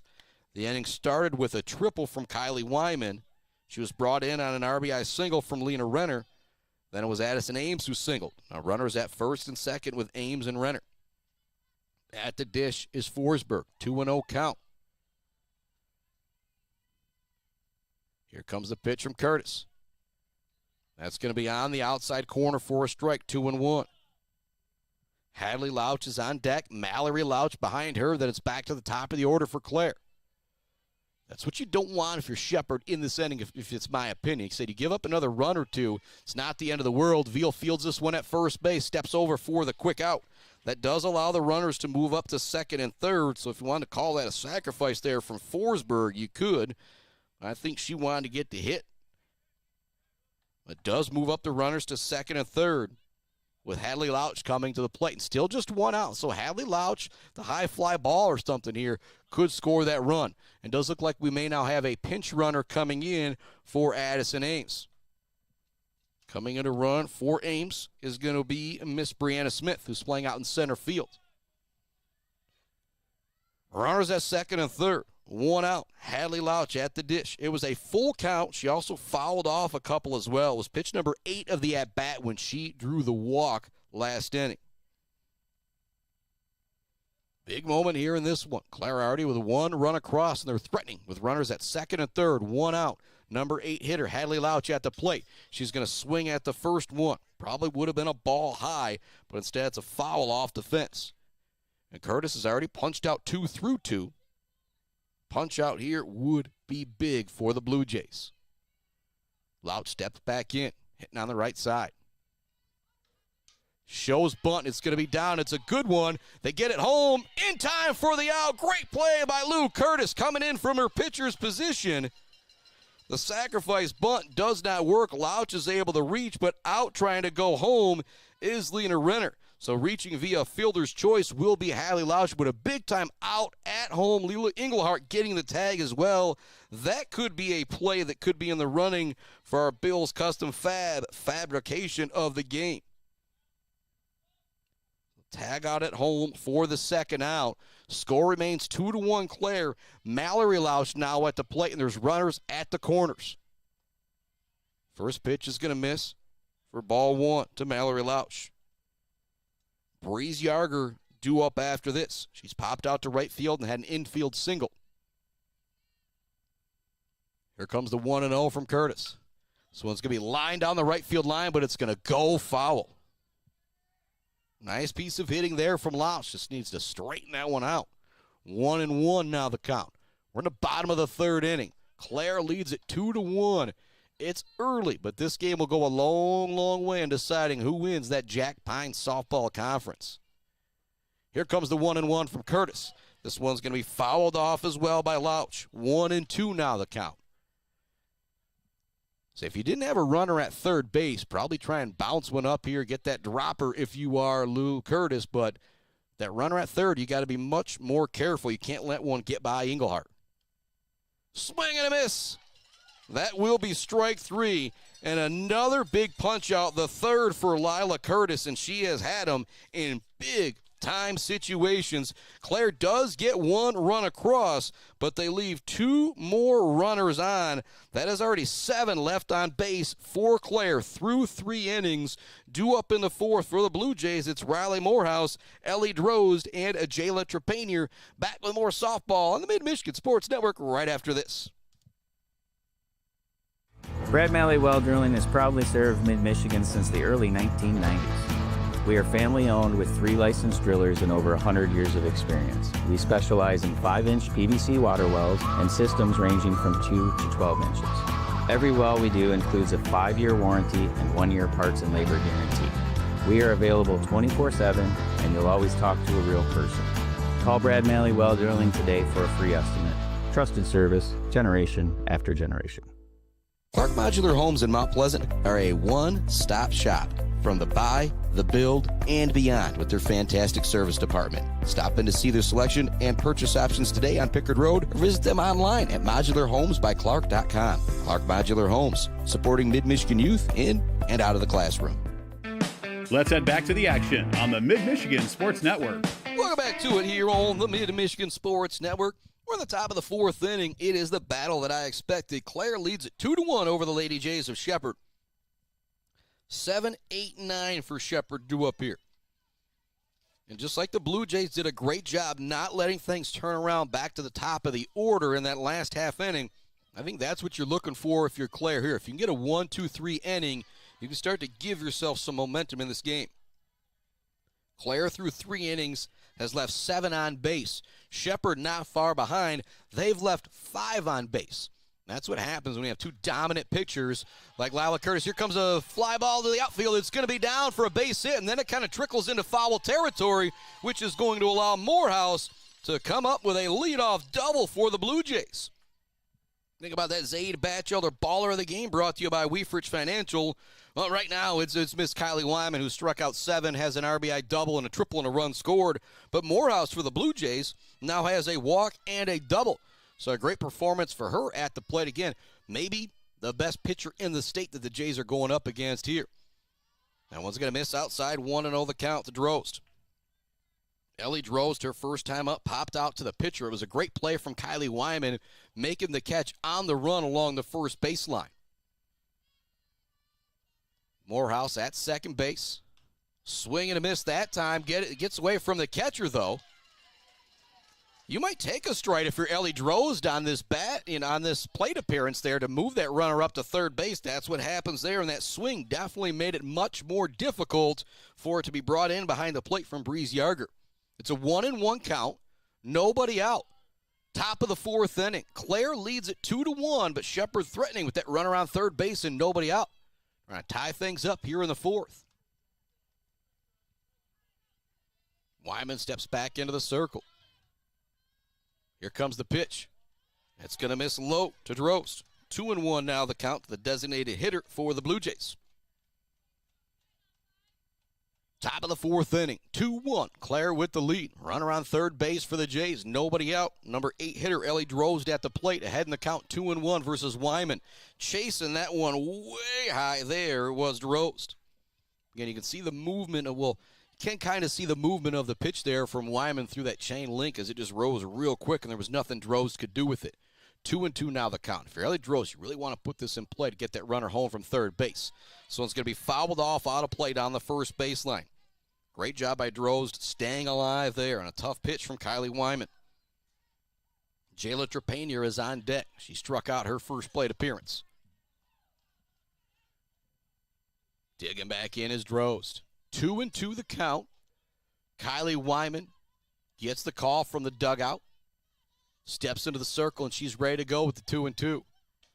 That one's going to miss high and outside. Not a bad pitch location there, though, from Kylie Wyman, as Drost just chased that one moments ago. Full count. Runner on third base. Nobody out. Top of the fourth inning. Jays looking to tie it up as they trail 2-1.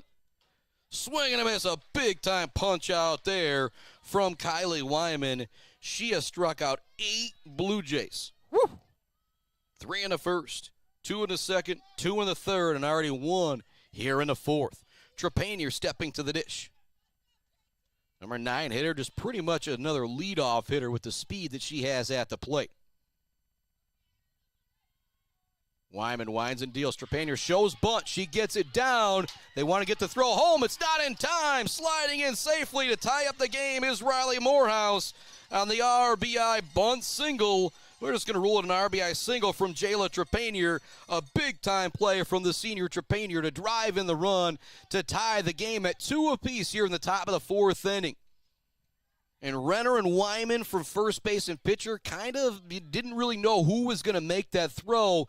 Kind of stalled that play a little bit, but I'll go back to what I've talked about, keeping your composure in the circle in these situations. Both Lila Curtis and Kylie Wyman have done a great job keeping things together when things have gotten a little bit tough out there. That's the situation right now if you are Kylie Wyman. The run is across to tie the game. There's a runner on first base who has a whole lot of speed. 1 out, top of the fourth inning. That is the one thing for Clare. They haven't trailed in this game. They led it 1-0 after the first. Nobody scored in the second. Shepard with a run in the top of the third to tie it up at 1. Then Clare answers back to go up 2-1 in the bottom of the third. Now here we are in the fourth inning. Shepard ties it back up at 2 apiece. You heard me say it in the pregame. You've heard me say it a bunch. These teams are going to score runs no matter who they're going against in the circle.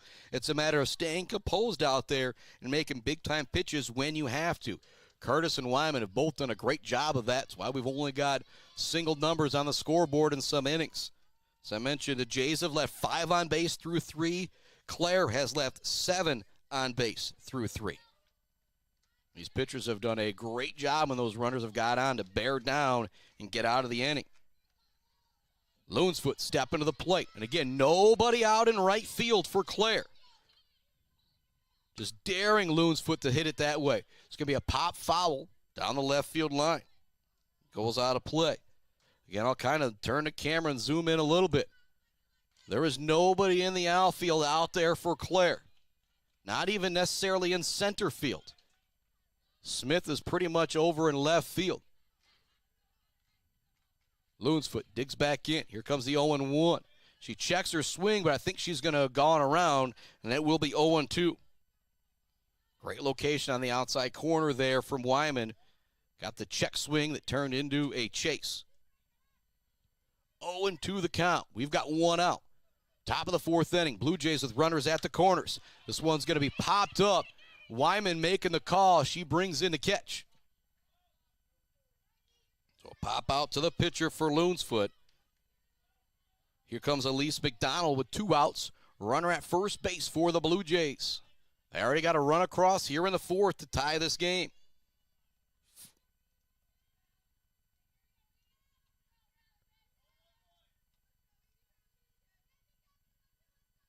McDonald digging in on the right side. Wyman has the call. Here comes the pitch. It's going to be high, 1-0.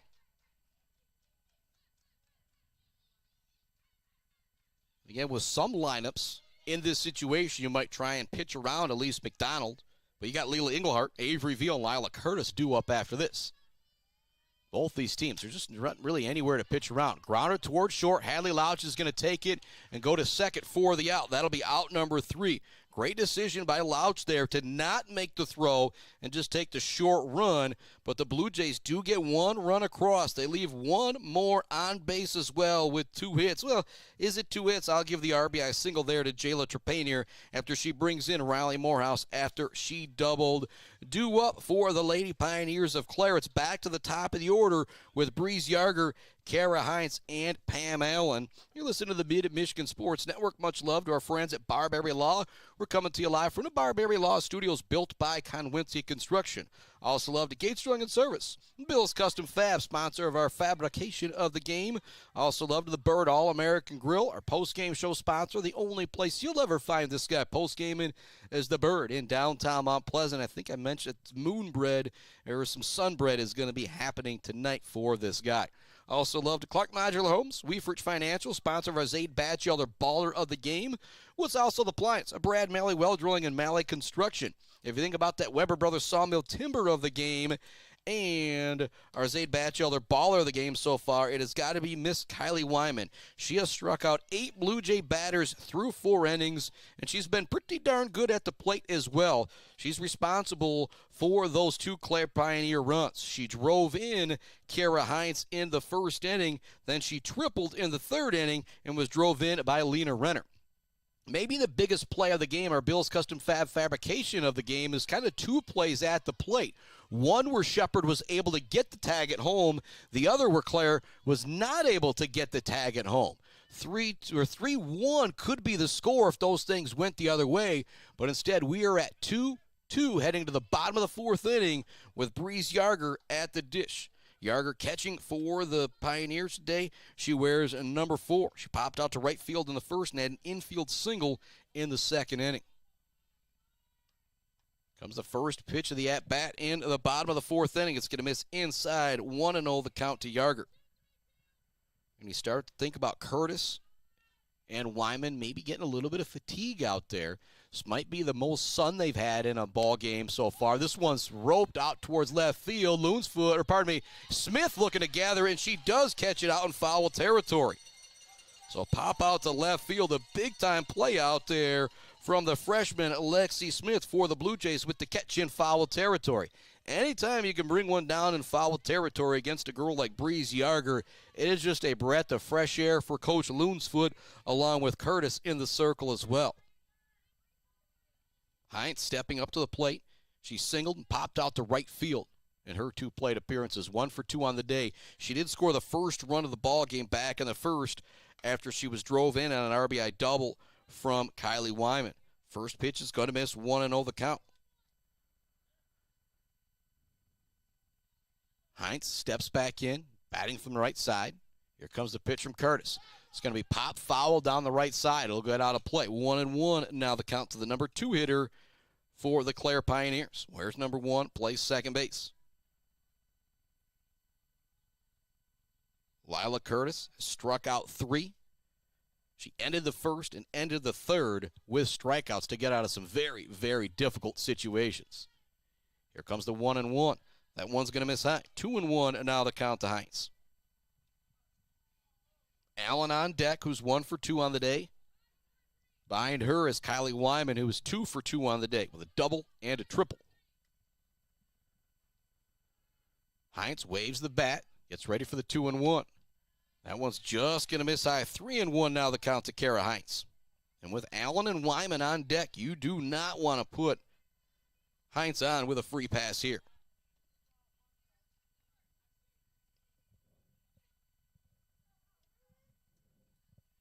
Curtis in the circle, winds and deals, swing and a miss there from Heinz. And that one might have been out of the strike zone as well. But the count is now 3-2. Great movement on that one from Curtis to get Heinz to chase. Big pitch right here. We're tied. Bottom of the 4th inning. Here comes the 3-2. It's smoked out towards center field. Loonsfoot coming in to make the catch, and she will. So the pop out to center field there on the 3-2 count.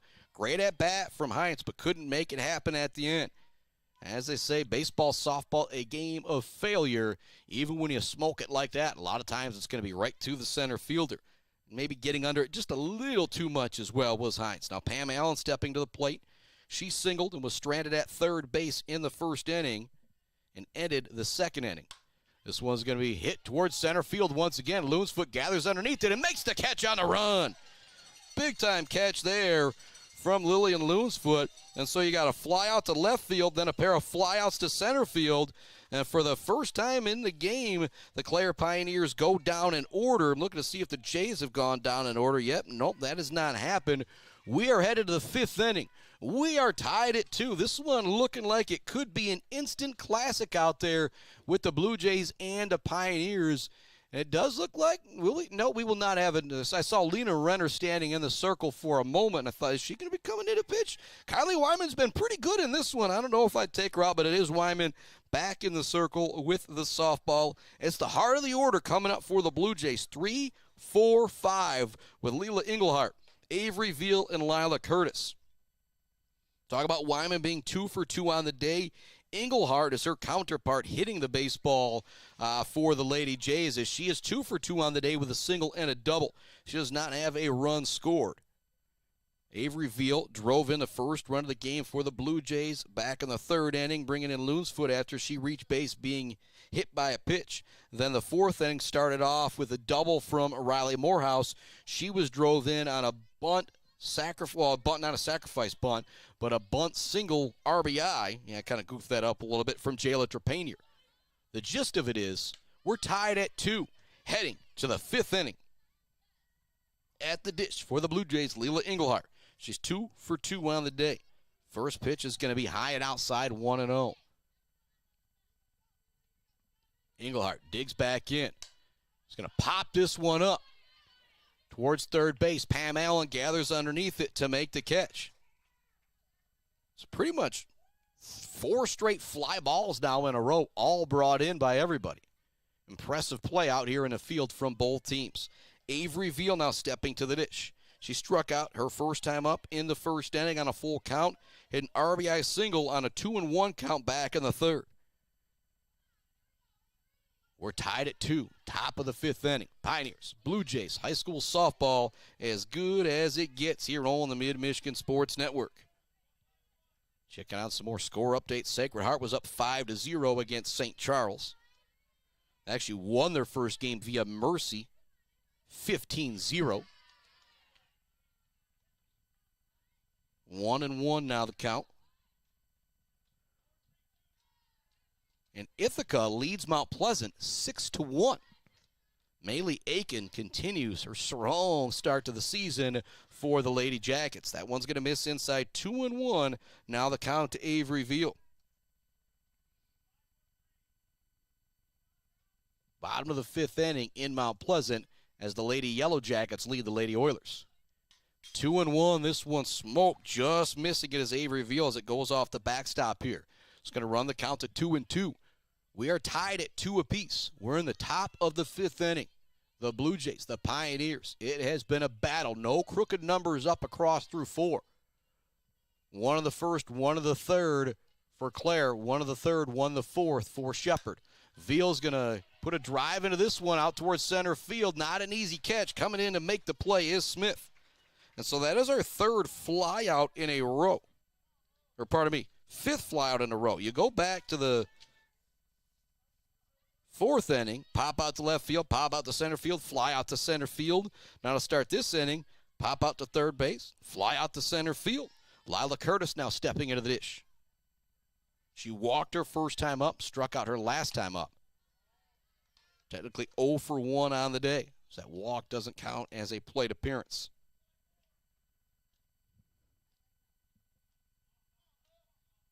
1-0 count. 2 outs. Tied at 2 apiece. Lila Curtis definitely has the power to untie this game. You got to be very, very careful if you're Kylie Wyman. That one's going to hit the outside corner for strike 1.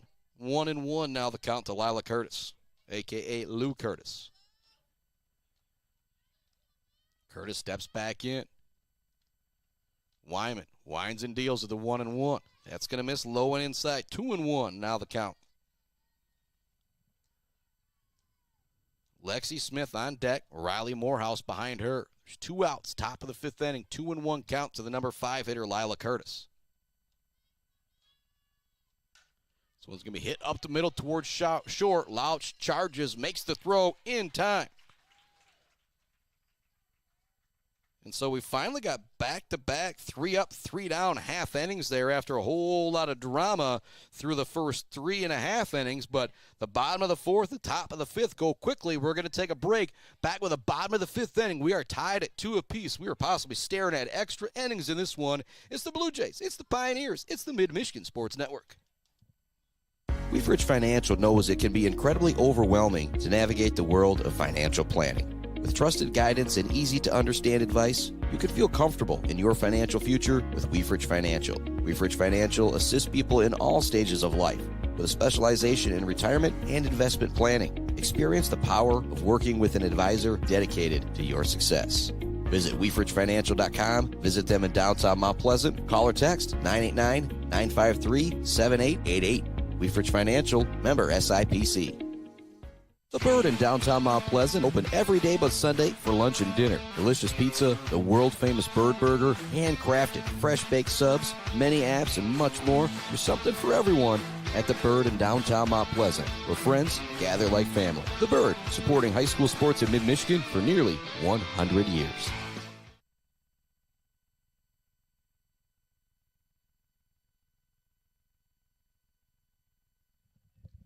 Welcome back to it here on the Mid-Michigan Sports Network. We are into the bottom of the 5th inning. We're tied at 2 apiece. What a battle here between the Blue Jays and the Pioneers. Stepping to the plate for Clare is Miss Kylie Wyman. And do you think about maybe giving her a free base? She's had an RBI double, a triple, and a run scored in this game. The only thing to wonder is, has she been better at the plate or in the circle? As she's also struck out 8 for the Pioneers as well. Seattle Sports superstar, Miss Kylie Wyman, step into the dish, facing Lila Curtis. First one's going to miss inside 1-0 the count. But not a bad location there if you're Lila Curtis. If you're going to miss, make it a tough spot because Wyman can still hurt you if you throw her some stuff off the dish.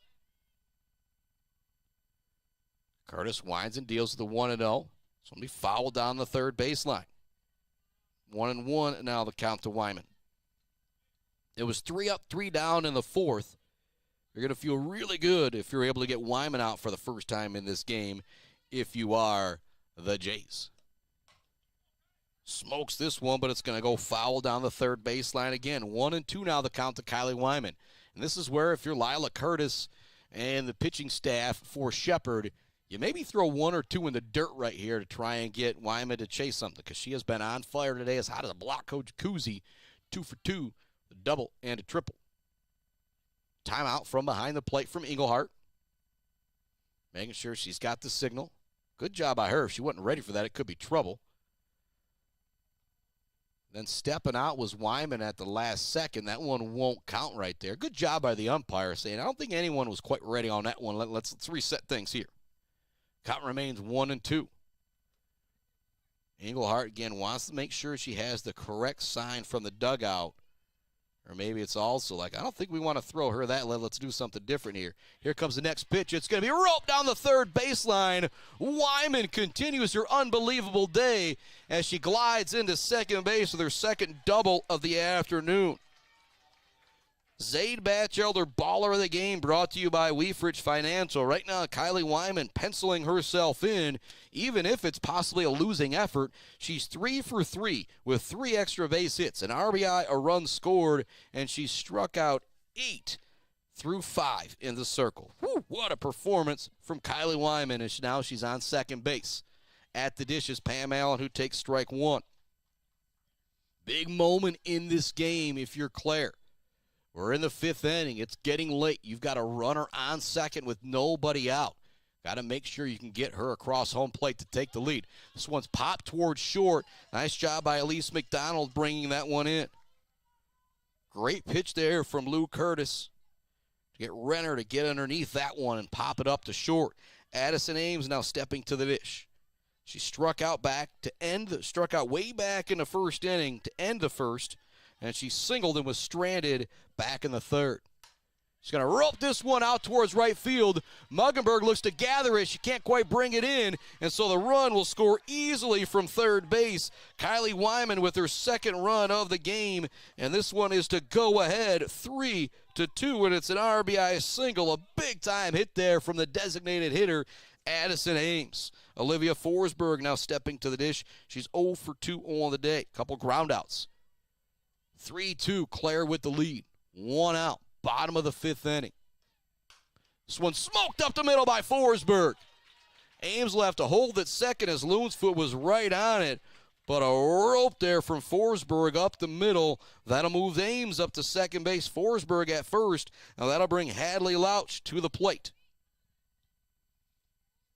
Clare threatening here in the bottom of the 5th inning. They're up 3-2. Already across this half inning is Kylie Wyman. At second base is Addison Ames. At first base is Olivia Forsberg as Hadley Louch gets ready to step to the dish. Actually, we're going to have a pinch hitter coming in for Hadley Louch. Hitting for the Lady Pioneers of Clare is going to be Madison Fritz with 2 runners on base.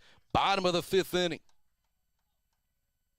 Big spot here for Fritz as she steps up to the dish in a pressure-packed moment. Runners at first and second. 1 out. Bottom of the 5th inning. Clare leads it 3-2.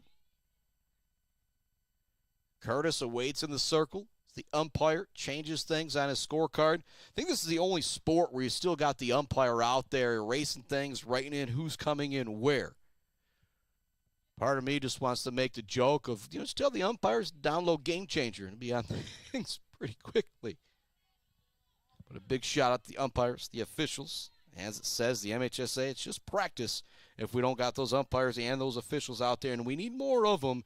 Head to MHSA.com and click on the Beat the Referee tab.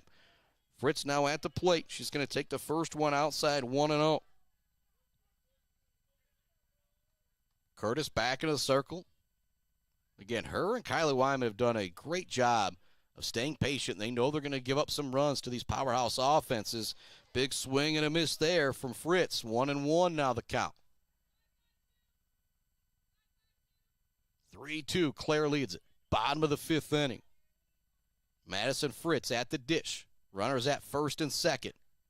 This one's going to be smoked out towards right field. Muggenberg gathers underneath it to make the catch. The runner will be able to advance from second to third. And so still a nice job moving up the runner if you're Fritz, but a pop out to right field. But she put a charge into that one. That's what you were looking for if you're Coach Kelly, to send it up a few feet short of the warning track. Now here comes Mallory Louch. We have got 2 outs. Runners at the corners. We're in the bottom of the 5th inning. What a ball game this has been.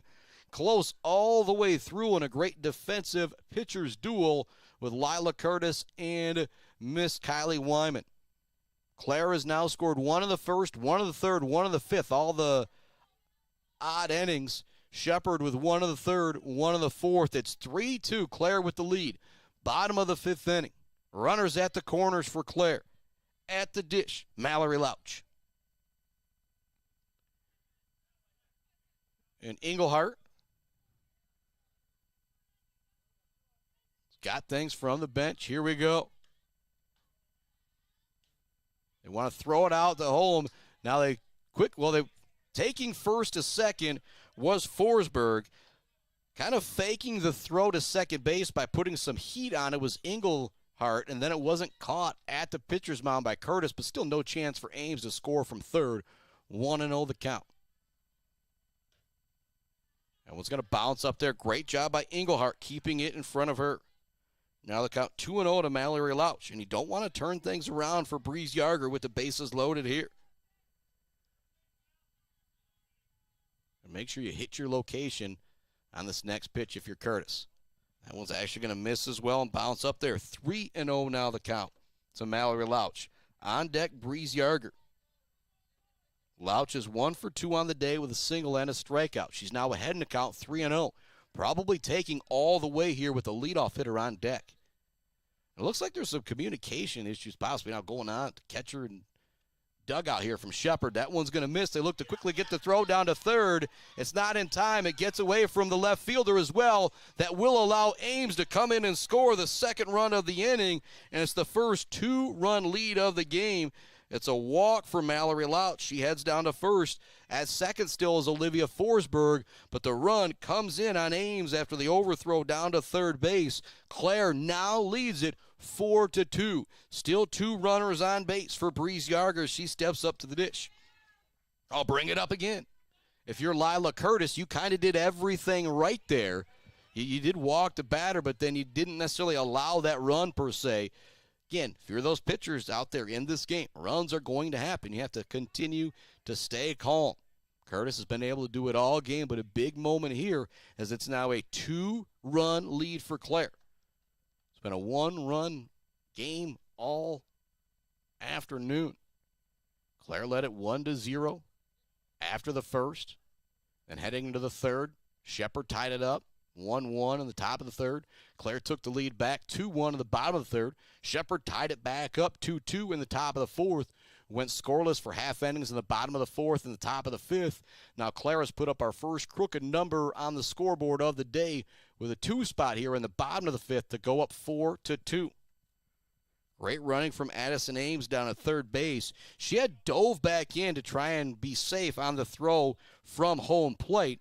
As she finally realized it was time to run, she got up, turned on the jets, the afterburners, and made it home safely to put Clare up by 2. Yarger stepping in. Runners on first and second. Sends this one up the middle. What a play for McDonald as she gets it for the final out. A line out to short, and McDonald had to deal with the traffic as well. Forsberg ran right in front of her to make that a very difficult play. Our score 4-2 as we head to the top of the 6th inning. Again, the first crooked number of the afternoon put up by the Blue Jays. Due up for the Jays. Trying to answer back, it's Lexi Smith, Riley Morehouse, and Ellie Drost. We're headed to the top of the 6th inning. Clare leads it 4-2 over Shepard here on the Mid-Michigan Sports Network. Hi, I'm attorney Joe Barbary.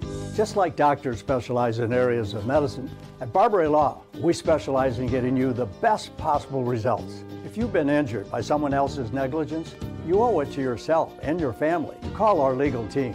At Barbary Law, we focus on one thing, and that's getting you the compensation you deserve. Every case we take personally. My attorney is Joe Barbary. He can be yours too. Mumford Oil and Gas Supply is your one-stop shop for top quality products and procurement in the Michigan oil and gas industry. With over 45 years of experience and a strong commitment to customer satisfaction, Mumford Oil and Gas Supply delivers the best solutions for your oil and gas production, drilling, and service needs. If you need it, Mumford Oil and Gas Supply can get it. Visit them on Fancher today or give them a call at 989-317-8582.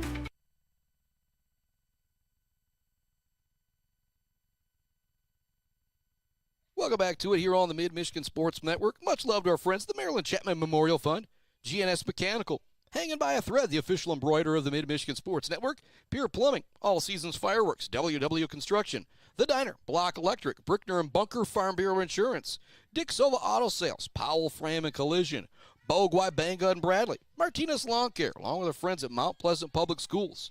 Another update coming from Mount Pleasant. Ithaca leads it 6-2. Mount Pleasant is at the dish in the bottom of the 6th inning there. Again, a strong performance from Ithaca. And if you haven't seen Maylee Aiken throw yet, you need to go check her out. First one is going to miss to Lexi Smith, 1-0.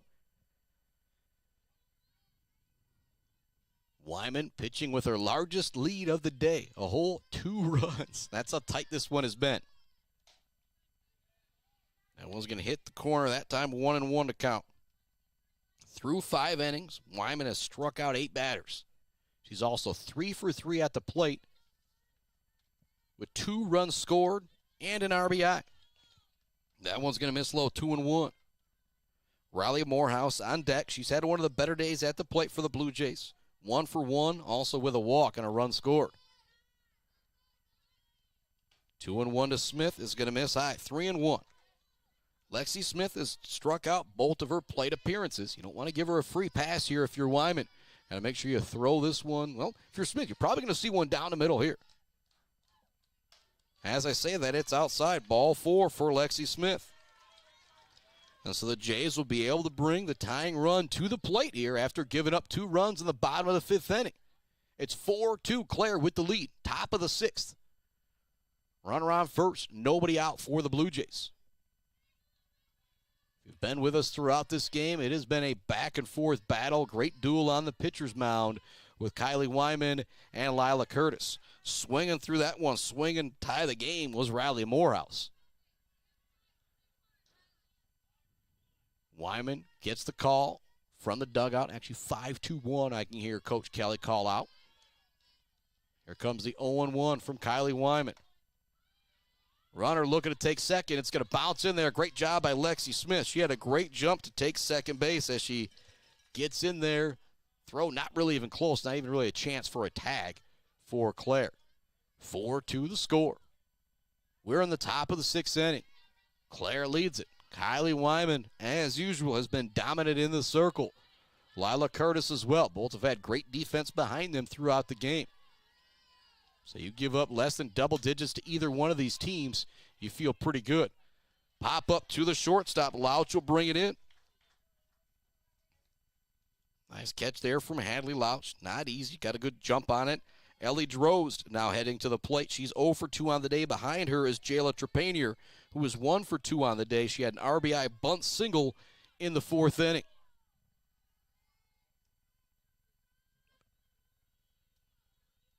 Wyman winds up. Here's the pitch. It's going to be outside. 1-0 the count to Drozd.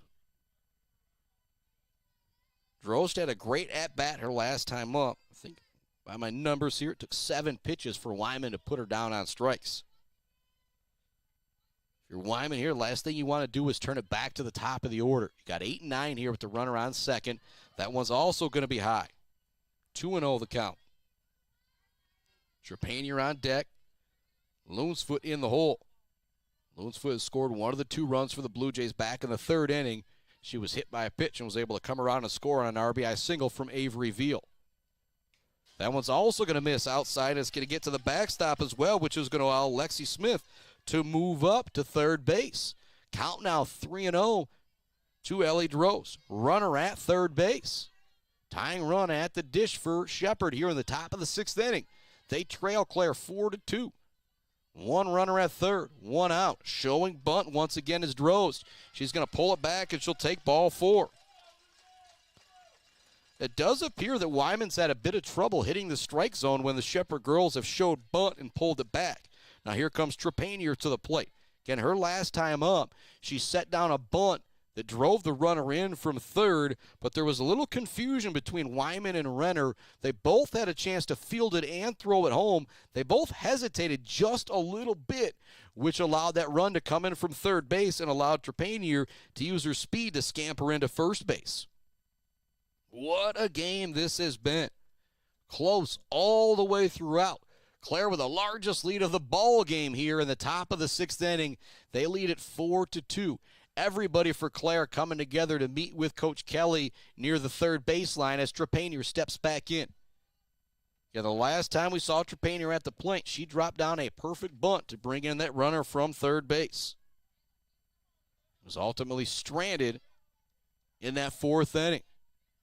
1 out. Runners at the corners. The senior, Jayla Trepanier at the plate. The senior, Kylie Wyman in the circle. High school softball as good as it gets here on the Mid-Michigan Sports Network. Wyman winds and deals. Trepanier showing bunt, but she pulls it back, and it's going to go high once again. 1-0 the count to Trepanier. She showed bunt, pulled it back. Charging in from 3rd base was Pam Allen. Clare leads at 4-2, but Shepherd is threatening here in the top of the 6th inning with runners at the corners. 1 out, Trepanier at the plate. She shows bunt. She gets it down. They'll move the runner up. The second as the throw gets away from 1st. Coming in to score from 3rd is going to be Lexi Smith. Moving up to 3rd with some great base running is Ellie Drozd, and it's another RBI bunt single from Jayla Trepanier, her 2nd of the day. And this is one of the hardest girls to drop a bunt on. There has been 2 times she's dropped it perfectly. It's now 4-3 with runners at the corners for Shepherd. Still just 1 out here in the top of the 6th inning as Shepherd is threatening to tie this game up or take the lead. And you now have Lillian Loonsfoot at the plate. The alignment that we have seen from Clare throughout this game, they have taken somebody out of right field, moved them in between. You got 3 girls, third base, left field or right field and shortstop playing in between second and third. But do you still do it here in this situation? And no, they will play straight up, and I think that's what you need to do with Lillian Loonsfoot in this situation. We've got runners at the corners. You can't have nobody out there in right field. 1 out. Loonsfoot at the plate. 1-run game. Top of the 6th inning. Runners at the corners.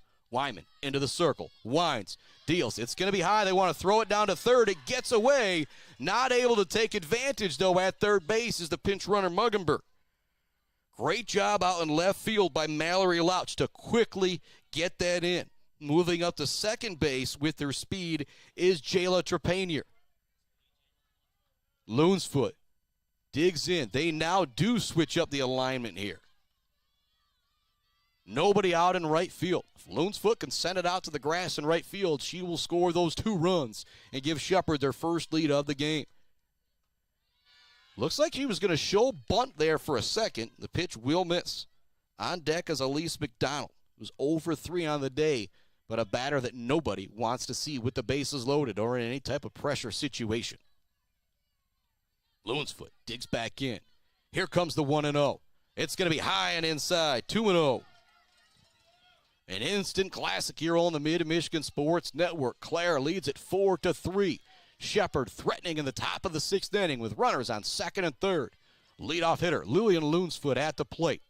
Ahead in the count, 2-0. Here comes the pitch. That's going to miss. It will be ball 4. That will be ball 4, sending Loonsfoot down to first base. The bases are loaded for Elise McDonald. 1 out. Top of the 6th inning. Shepherd down by 1 run. Said it a moment ago, I'll say it again. High school softball as good as it gets in the Mid-Michigan area here on the Mid-Michigan Sports Network. 4-3. Bases loaded, full of Blue Jays. McDonald at the dish. Swings at the first one. Up the middle for a base hit. 1 run is in to tie the game. Coming around, Trepanier is in to take the lead for the Blue Jays. Trepanier is in. Drozd was in. Well, the pinch runner was in. At first, with the 2 RBI single, is Elise McDonald. And the Blue Jays have got the lead 5-4 as they have put up 3 runs here in the top of the 6th inning to take a 1-run lead. Now, Leila Englehart steps to the plate, who is 2 for 3 on the day. Runners at first and second for the Blue Jays. This is the first time that Kylie Wyman will have to throw a pitch in this game with her team trailing. These 2 teams just battling, and I've said it a couple times. It's all about those pitchers staying calm in the circle. If you're Wyman, your team's very capable of scoring 1 or 2 runs here in the bottom of the 6th to take things right back. But you got to get these 2 outs. Englehart's going to take the first pitch. It's going to miss low. Shepherd with the lead, 5-4. Here in the top of the 6th inning after putting up a 3 spot here in the top of the 6th. And there's still just 1 out. Loonsfoot at second. At first is McDonald. That one's also going to miss inside. 2-0 now the count to Leila Englehart. On deck is Avery Veal, who's 1 for 3 on the day with an RBI single. Shepherd ahead, 5-4. Wyman back in the circle, 1-1 count, 1 out, top of the 6th. That one's going to get away from the catcher. Quick throw down to third. It's going to be a close play. They're going to say she is in there safely. Loonsfoot moves up to third. McDonald moves up to second. It's a 2-1 count at the dish to Leila Englehart with runners at second and third. A high fly ball here, a grounder to a deep part of the infield will score Loonsfoot from third base. And she might have actually bloody nose, chipped tooth out there or something like that for Loonsfoot. So they're going to have to try and stop the bleeding. We'll see if a pinch runner comes in or what the situation is. 2-1 to count. We're in the top of the 6th inning. Shepherd has already brought 3 across here in the top of the 6th inning to take the lead 5-4. They are still threatening with runners at second and third base. Leela Engelhardt at the plate, who's already 2 for 3 on the day. It's a 2-1 count. I've said it all throughout this game. Kylie Wyman, Lila Curtis, no matter how many runners are in the base path, they have done a great job staying calm and continuing to make pitches and make it happen. But now here in this 6th inning, we have got 3 walks surrendered from Miss Kylie Wyman. That could be the story of the game in this one. The Blue Jays have been able to take advantage of an RBI single from Jayla Trepanier, her second RBI bunt single of the game, I might add, and then a 2 RBI single from Elise McDonald. In between there, a couple walks and a walk to start the inning as well from Lexi Smith. And now it's a 2-1 count to Engelhardt. Should see something to hit here. Here comes the pitch. It's going to bounce up there. Great job blocking that one by Breeze Yarger. And now the count is 3-1. On deck is Avery Veal. Get already 3 walks surrendered in this half inning. Engelhardt digs in. Here comes the 3-1. It's going to be popped up in the air.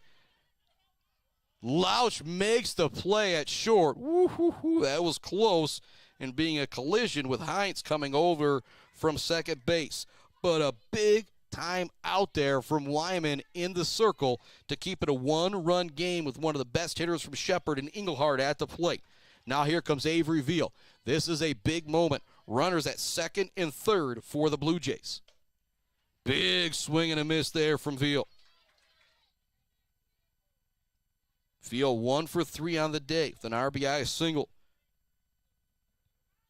5-4, Shepherd in front. Top of the 6th inning. Veal roasts this one towards second. It's caught. What a catch from Kara Heinz. A line out to second base. That one came off the bat with some thunder, but Heinz was able to bring it in. Shepherd with 3 runs across, but again, they leave 2 more on base. It's 5-4 heading to the bottom of the 6th inning here on the Mid-Michigan Sports Network, and you've got the heart of the order coming up if you're the Pioneers. Kara Heinz, Pam Allen, and Kylie Wyman. Wyman is 3 for 3 on the day, with 2 doubles, a triple, an RBI, and 2 runs scored. If you're Shepherd, you do not want to see her at the plate with anybody on. Back with the bottom of the 6th right after this. Mid-Michigan Sports Network. Hi, I'm attorney Joe Barbary. Just like doctors specialize in areas of medicine, at Barbary Law, we specialize in getting you the best possible results. If you've been injured by someone else's negligence, you owe it to yourself and your family to call our legal team. At Barbary Law, we focus on one thing, and that's getting you the compensation you deserve. Every case we take personally. My attorney is Joe Barbary. He can be yours too. Mumford Oil and Gas Supply is your one-stop shop for top quality products and procurement in the Michigan oil and gas industry.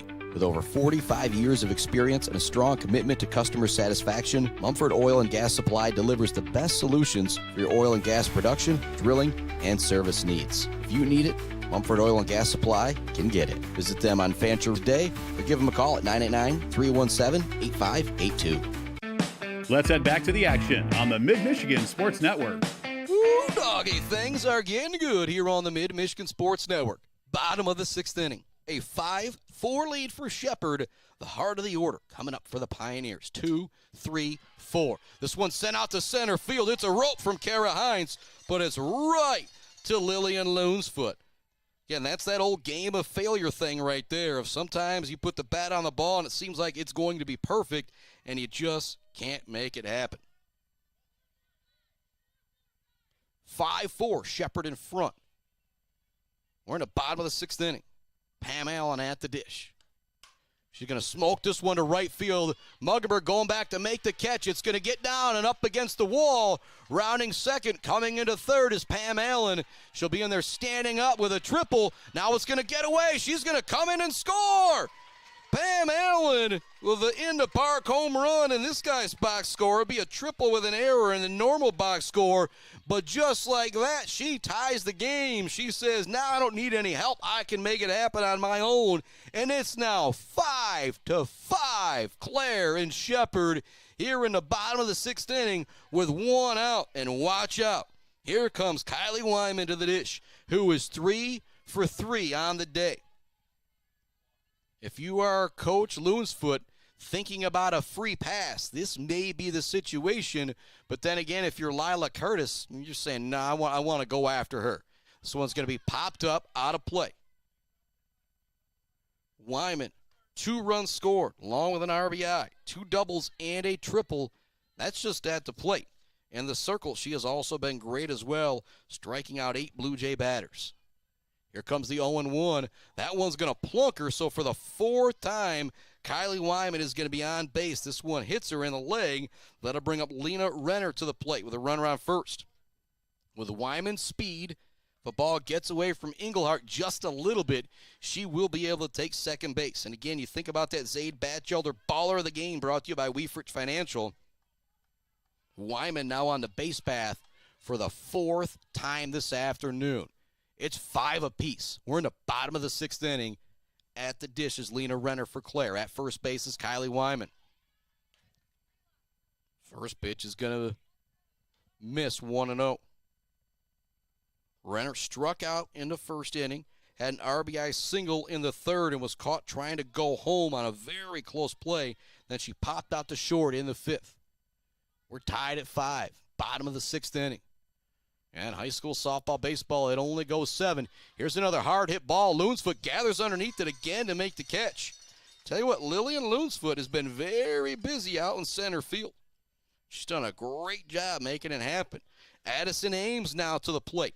She struck out her first time up, but has singled both times since then. The last time, just last inning in the 5th, she drove in a run and was able to come around and score a run herself.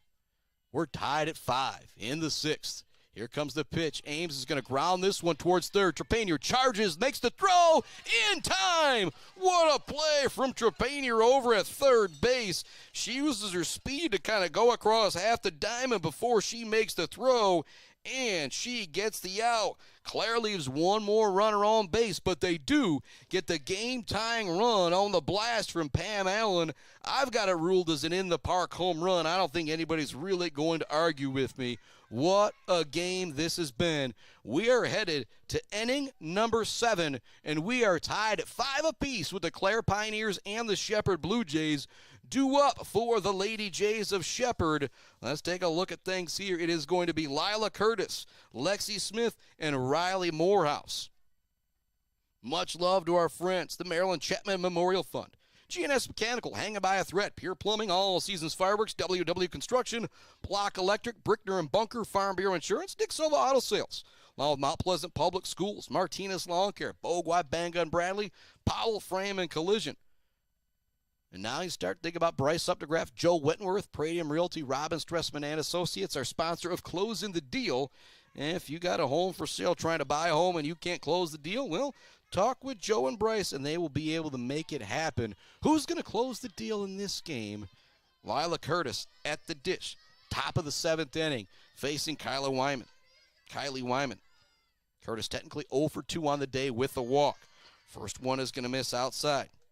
We're tied at 5 apiece. It's the top of the 7th inning. If you're Clare, you desperately want 3 up, 3 down to give yourself a chance to win it in the bottom half of this inning. If you're Shepherd, you want to get a run across to really put some pressure on Clare. This one lined up the middle, but it's nabbed at the pitcher's mound or the pitcher's circle by Kylie Wyman. Wasn't like an ultra bullet or anything, but Wyman still had to make a quick move to bring it in. That'll bring Lexi Smith to the plate. She walked her last time up in the 6th inning, ultimately came around to score one of the 3 runs the Blue Jays put up in the top of the 6th inning to go up 5-4 before Clare tied it. Then in the park home run from Pam Allen in the bottom of the 6th. Swing and a miss there for Lexi Smith, trying to untie this game with one swing of the bat. 0-1 to count. 1 out, number 1 at the plate for the Blue Jays. That one's going to bounce up there. Nice job by Yarger keeping things in front of her. What a ball game this has been. We are tied at 5 apiece, the Blue Jays and the Pioneers. Kind of makes me really happy that baseball's not going on as well, too. And again, the selfish broadcaster in me, I get to do both of them now. I love it. But for people that be over at the baseball game, I think everybody kind of would have wandered over to softball now at this point because of how tight things are. Here comes the pitch. That's going to miss outside, 2-1, and now the count to Lexi Smith. On deck is Riley Morehouse, 1 for 3 on the day with a double and a run scored. Coming to you live from the Barbary Law Studios, built by Conwinski Construction here at Brookwood Park on this evening. This one lined up the middle, not an easy play for Louch at short. A lot of speed from Smith as well, but Louch gets the throw in time. 2 up, 2 down. Great job by Kylie Wyman turning things around this inning after walking 3 of that last inning. She's got things back under control. And again, arguably the best pitcher in the state. Talking with Matt Forsberg in between last inning, said, man, she reminds me of Hunter Wachkowski a little bit. Like the only way you're going to get to her is if she has a little bit of control trouble because she just brings so much gas when she's feeling it. You're just not going to catch up to things. First one's going to be on the outside corner for a strike to Riley Morehouse. Number 7 hitter at the plate for the Blue Jays. Top of the 7th inning. We're tied at 5 apiece. There's 2 outs and nobody on for Shepard. 0-1 the count to Morehouse. Here comes the pitch from Wyman. That's just going to miss that outside corner. Nice job by Yarger trying to frame that one. Ellie Drozd on deck. Trepanier behind her. 5-5 is the score. Top of the 7th inning. Blue Jays, Pioneers all tied up. Swing and a miss. Again, Wyman just turns up the gas on that one. You can tell the Shepherd girls a little bit more used to the high heat. The heat is they haven't struck out since the 4th inning. Wyman had struck out 8 through 4. Here comes the 1-2. Just going to miss that outside corner once again. 2-2. Great location there if you're going to miss from Kylie Wyman. Whole lot of 2s up there. 2 strikes, 2 balls, 2 outs. Top of the 7th inning. We're tied at 5 apiece. That one's going to sail over the head of the batter. And I always think about Brad Ancliffe in certain situations saying, wear it, take first base. You're not letting that one get you there if you are Riley Morehouse. Quick meeting of the minds in the circle. Good leadership being shown there by Breeze Yarger heading out, making sure Kylie Wyman knows the situation. Drozd on deck. It's technically 0 for 2. She's also walked and scored a run back in the 6th inning. Morehouse stepping back in. 3-2 count. 2 outs. We're in the top of the 7th inning. The ball game is tied at 5. What a game this has been between the Blue Jays and the Pioneers. Again, whoever wins this game is going to go a long way deciding who wins that Jack Pine softball conference. Another thing to think about, how much longer this game goes. Will you be able to get the rest of game number 2 in? As that was scheduled for a 6 o'clock start, and as I look down and see 6 o'clock right now on the computer. Sun's been out for quite a bit longer. It's beautiful. They should be in good shape, but again, that's a game that could get postponed. This one's going to be pop foul out of play. What an at-bat right here from Riley Morehouse. She has fouled off 2 pitches after the 3-2 count. This will be pitch number 8 of the at-bat upcoming here for Riley Morehouse. Morehouse batting from the left side, plays second base, digs back in. Here comes the 3-2 from Wyman, and that's going to miss outside. It'll be ball 4. The go-ahead run now on base for Shepard with Riley Morehouse as Ellie Drozd steps to the plate. She popped out to the pitcher back in the 2nd inning, struck out in the 4th, reached via walk in the 6th inning, and came around to score. Actually, as I said, she may have had a pinch runner technically to come around and score.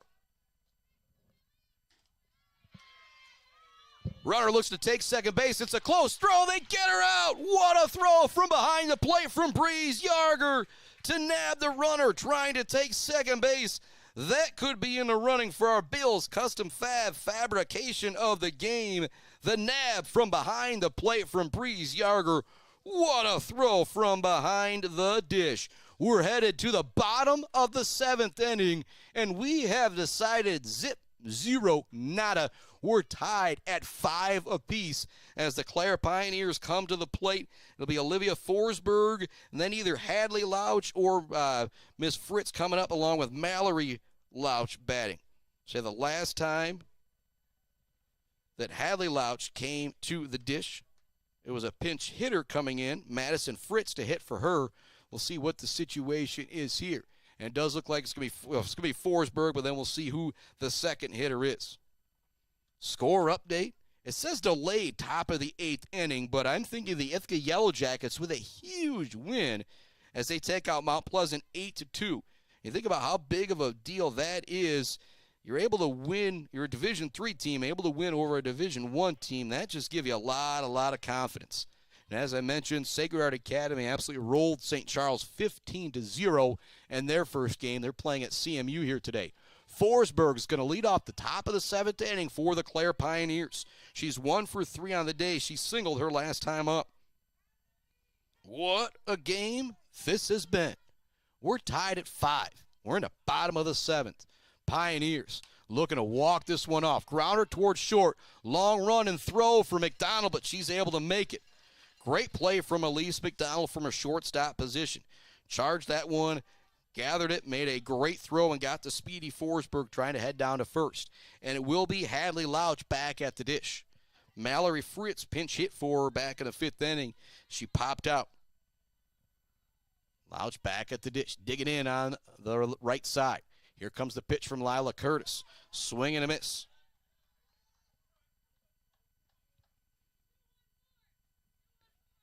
Curtis checks the wrist, has the call. 2-1-4 it exactly was. As it comes in there, it's just going to miss on the outside part of the plate.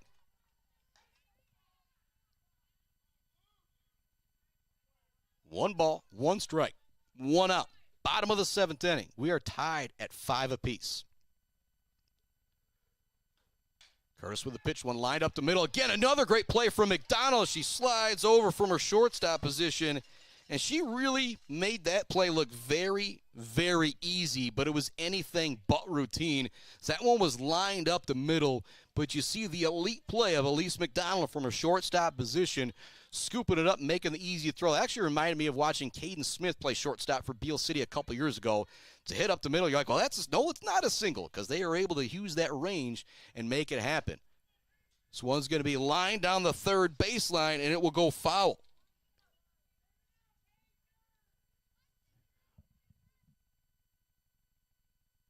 Paige Allen now at the dish. I'm going to look at for is she the younger sister than Pam Allen? So we got that there. Paige Allen steps in, hitting for Mallory Louch with 2 outs here in the bottom of the 7th inning. That one's going to miss outside.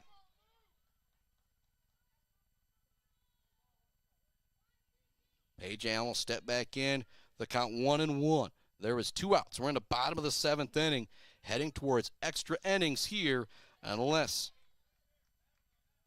Allen reaches base. Count now 1-2 to Paige Allen. Steps out, steps back in. 5-5 our score. We're in the bottom of the 7th inning. Yeah, we only play 7 in regulation here in high school. We could be headed towards extras, and we are! As it's a punch-out on the Dirty Curdy from Allison Curtis, her 4th punch-out of the afternoon. And I tell you what, if you would have told me we're going to go 7 innings and each team was only going to have 5 runs, I would tell you what a game it's been in the circle and what a game it's been defensively, because both of these teams can really hit the softball. We're tied at 5 apiece, heading to extra innings here on the Mid-Michigan Sports Network. A little bit of free softball for everybody. Again, you start to think if you're these two teams, are we going to be able to get game number 2 in? But we're headed to extras. That is all that matters right now. Both of these teams are 4-2 on the season. Both of these teams have high hopes of winning the Jack Pine Conference crown. It does look like we'll have a new pitcher in the game for the Clare Pioneers. Coming into pitch is going to be Miss Madison Fritz. So Wyman coming out of the game. She could come back into the game if there was some type of situation where they felt like they really needed to bring her in. At the dish will be Ellie Drost, then Jayla Trepanier. Then it's back to the top of the order with Lillian Loonsfoot. Riley Morehouse got caught trying to take second base for the final out of the top of the 7th inning for the Blue Jays.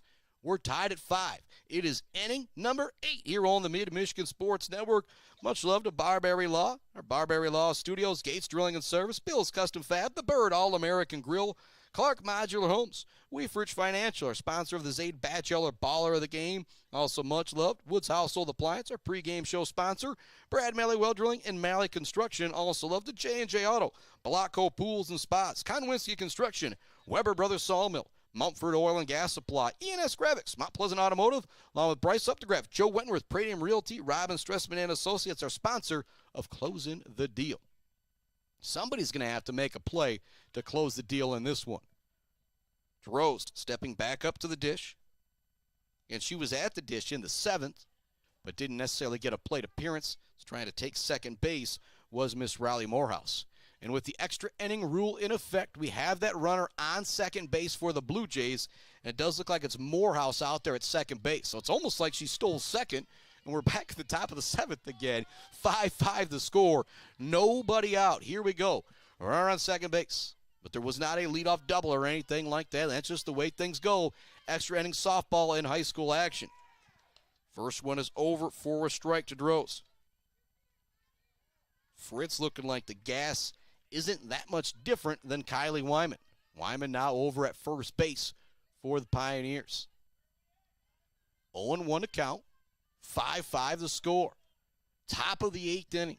Number 8 hitter at the plate for the Shepherd Blue Jays.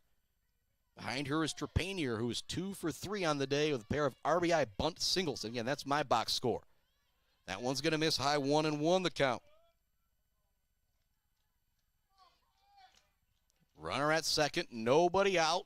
At the plate is Ellie Drost. Again, that runner on second was not a knock or anything that got her on. It's the start of extra innings.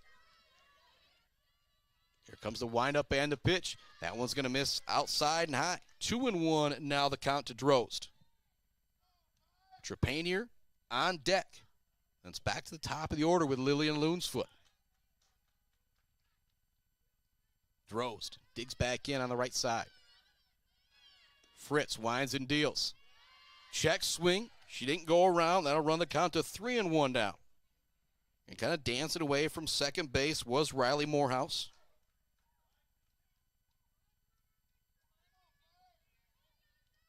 3-1 the count. Droz designated hitter. Imagine she's got the green light here from Coach Loonsfoot.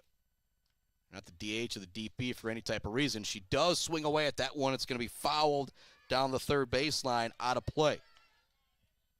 You've heard me say it a lot. It's a good-looking swing, but just need to straighten that one out. That's what happens when you go up against good pitching. We're in inning number 8. Tied at 5 apiece with the Blue Jays and the Pioneers here on the Mid-Michigan Sports Network. Here comes the 3-2 pitch. It's going to be outside, ball 4. So now runners on first and second. Nobody out for the Blue Jays here on the top of the 8th inning with Jayla Trepanier stepping to the dish. And with what we've seen, or actually, pardon me, it will be a pinch hitter. Ava King is going to come in and hit for the Blue Jays in this situation. It's maybe not necessarily the speed of, actually King's pretty speedy runner out there as well, but Trepanier, one of the fastest girls in the state probably if she was running track, so she was able to beat out a couple bunts earlier today. 5-5 is our score. Meeting of the minds now down the third baseline with Coach Kelly and crew. Runners on first and second base. Again, I think Coach Kelly, you want to remind everybody, there is a play at every base, and so no matter where you catch it, just make sure you get that first out.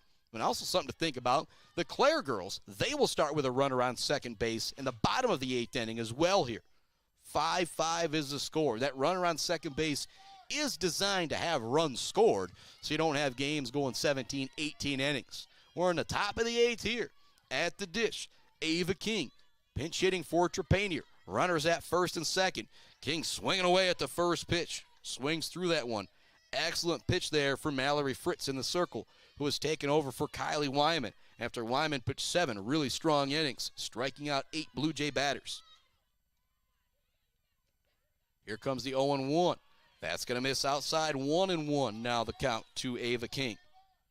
And Lillian Loonsfoot on deck. Nobody out. Top of the 8th inning. Runners at first and second for the Blue Jays. Morehouse started on second because of the extra innings rule. This one's going to be pop foul out of play. Morehouse started at second because of the extra innings rule. Then Drost was able to reach via walk on a full count. It's now a 1-2 count to Ava King. King with a light blue, pink, and orange bat. Handle light blue, middle pink, orange, kind of towards the end of the barrel there. Batting from the right side, and that one's going to be inside. 2-2 now the count. Nice eye there from King to take that pitch on the inside. Had some late breaking motion, thought she might go after that, but she's got a much better eye at the plate than I do. So your boy would have been swinging, hacking away at that one. 2-2 the count. Runners at first and second for the Blue Jays. Top of the 8th inning. That one's going to be taken for ball 3.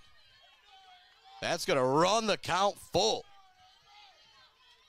Big moment here. Top of the 8th inning. We're in extras. Runners are at first and second base for the Blue Jays. King at the plate. Full count. Nobody out. Here comes the pitch. King's going to foul this one off. We'll do the payoff pitch once again.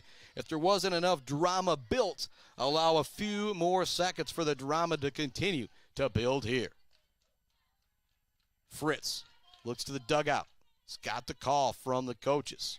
Runners at first and second, ready to speed away if the ball gets away from the catcher. King digs back in. That's going to miss for ball 4. King draws the walk. Now bases are loaded, and there's still nobody out here in the top of the 8th inning as Lillian Loonsfoot steps to the plate. And again, this alignment from Clare, there's nobody out in right field. There's not even an outfielder straight away in center field. They're even shaded a bit towards left field. 5-5 the score.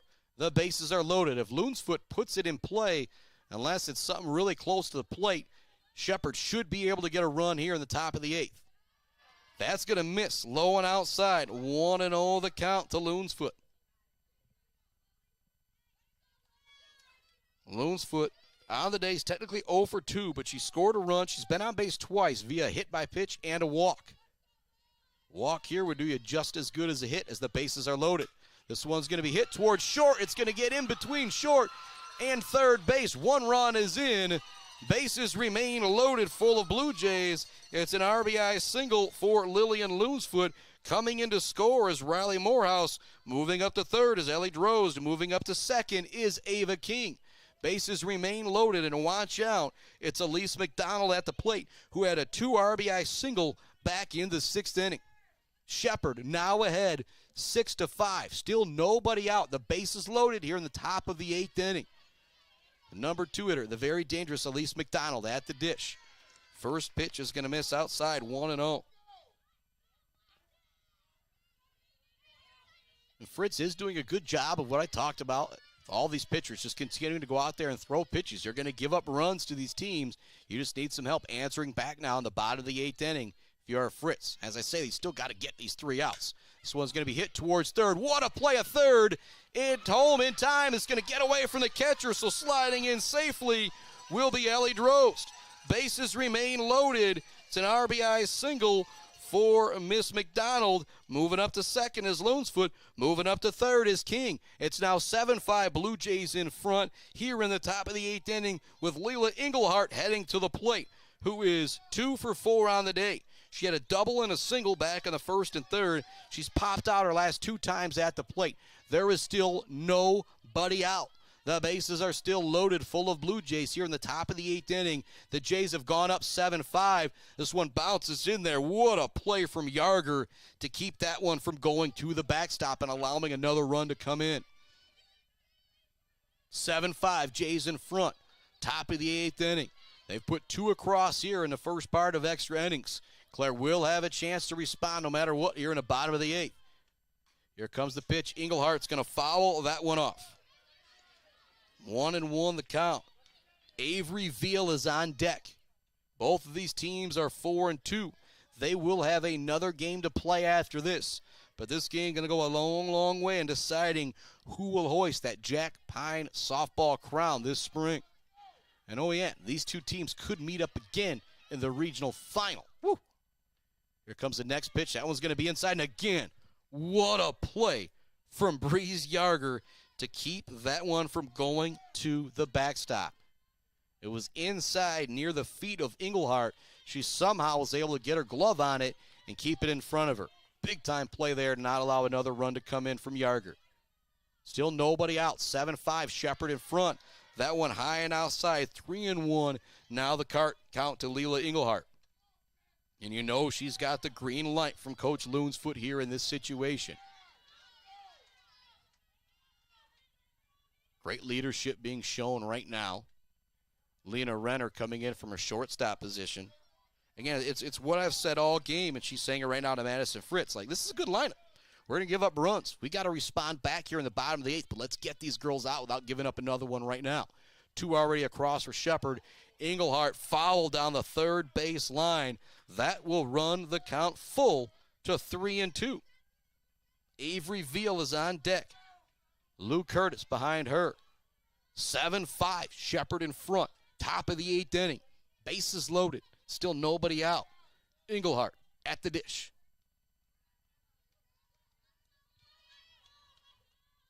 Here comes the 3-2. It's going to be a foul tip or a strike. Either way, it's a big-time punch-out in the circle from Fritz. Score now 7-5. Heading to the plate is going to be Avery Veal. Meeting of the minds right now in the circle. And actually, you see Coach Kelly bringing a little drink out there for Fritz. She says, I'm good to go. But talk about a pressure-packed situation. Hey, we're going to bring you into the ball game with a runner on second base, nobody else. And, oh, yeah, it's extra innings as well. Fritz got the first out. There's already 2 runs across, but a good job by her battling. Again, I don't knock pitchers for giving up runs to either one of these teams. They are powerhouse lineups. They're going to probably average double-digit runs per game by the end of the year. 7-5 the score here. Top of the 8th inning. We've got one out. The bases are still loaded full of Blue Jays for the cleanup hitter, Miss Avery Veal, who's 1 for 4 on the day with an RBI. She's going to swing at this one, send it up the middle to Fritz. Fritz throws it home in time for the out. She almost short-armed that one. That's going to be a fielder's choice, allowing Veal to move to first base, but out trying to head home. It's going to be, was it Miss Loonsfoot, I believe? Or no, that wouldn't be Loonsfoot. That would be Miss Ava King. So a big time out there to not allow a run to come across. Now Lila Curtis stepping to the dish. She's been fantastic in the circle through 7 innings, only giving up 5 runs to the Pioneers. Now has a chance to kind of help herself out here if she can get a knock. Takes that first one, 1-0. Curtis steps back in. Bases loaded, full of Blue Jays. 2 outs. Top of the 8th inning. 2 runs are already across for Shepherd. They lead it 7-5. This one's going to be popped up. Not an easy play for Fritz, and she will catch it just out of the pitcher's circle. So it's a pop out to the pitcher. Fritz does a great job battling out of that one to only give up those 2 runs. Shepherd ultimately strands 3 once again. And as I look back, they strand 1 in the first, 2 in the second, 2 in the third, 1 in the fourth, 0 in the fifth, 2 in the sixth, 0 in the seventh, and 3 in the 8th inning. There's been a lot of runners left on base as well for the Pioneers. 2 in the first, 3 in the second, 2 in the third, none in the fourth. I think 2 in the fifth, 1 in the sixth, none in the seventh. We are headed to the bottom of the 8th inning. The Shepherd Blue Jays lead the Clare Pioneers 7-5. Lou Curtis back in the circle for the Blue Jays.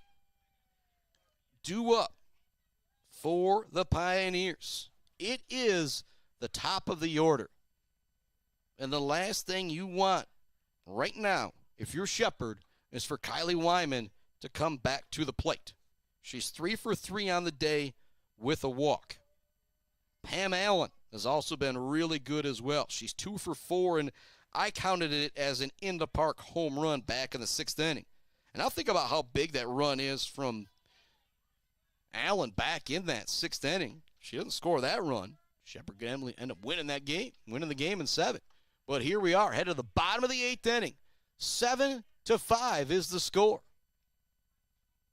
Shepherd trying to close this one out. Again, whoever wins this game, I'm calling one. Again, they play another one here. They could end up tied, but whoever wins this game, I think everybody would call the favorite to win that Jack Pine Conference. Again, don't tell Olga Standish Gladwin I said anything. 7-5 the score. Stepping in is Breeze Yarger. Runner at second base. to start this extra inning. Liner towards second or shortstop, but there is Elise McDonald once again. In the 7th, McDonald made 2 huge plays for 2 outs and another big one here in the 8th. Whew, man, there's not a lot of girls catching that softball.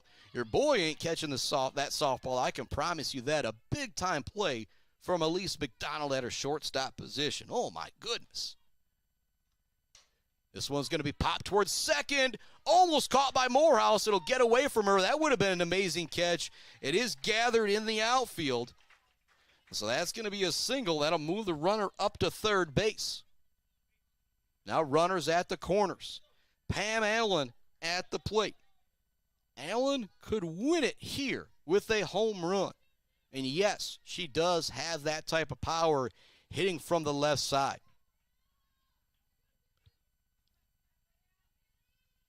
Runners at the corners. We're in extra innings.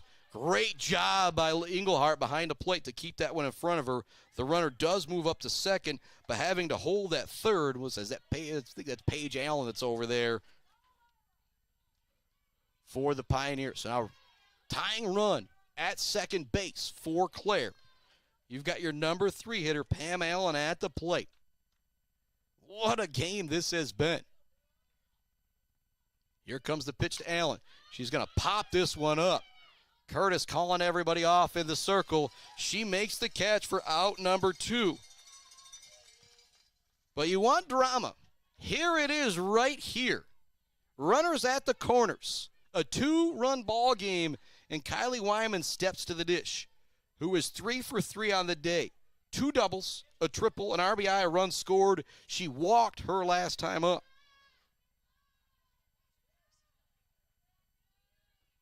And we'll see. It doesn't look like they're going to give her that free first base as well.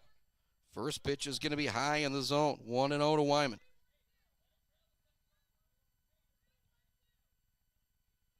Two outs. Bottom of the 8th inning. Tying run at second base for Wyman. 1 to the get will tie this game up. She's going to hit this one high towards the outfield.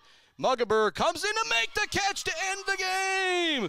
What a play from Muggenberg to fly out to left field to end it, and the Blue Jays win it 7-5 in 8 innings in an instant classic here on the Mid-Michigan Sports Network. What a game this was. We are going to take a break, take a breath, and be back with our Bird All-American Grill postgame show right after this. Talk about some of those postgame accolades. These two teams are going to play another one. If I had enough battery in the iPad, I might just stick around and call it, but I wouldn't want to go 4 or 5 innings, then my broadcast cut off. So that's why we only do the one game. But what a performance from the Blue Jays. They win it 7-5 in extra innings, coming back from a run or 2 down several different times. We're going to take a break. Be back with our Bird All-American Grill postgame show right after this on the Mid-Michigan Sports Network.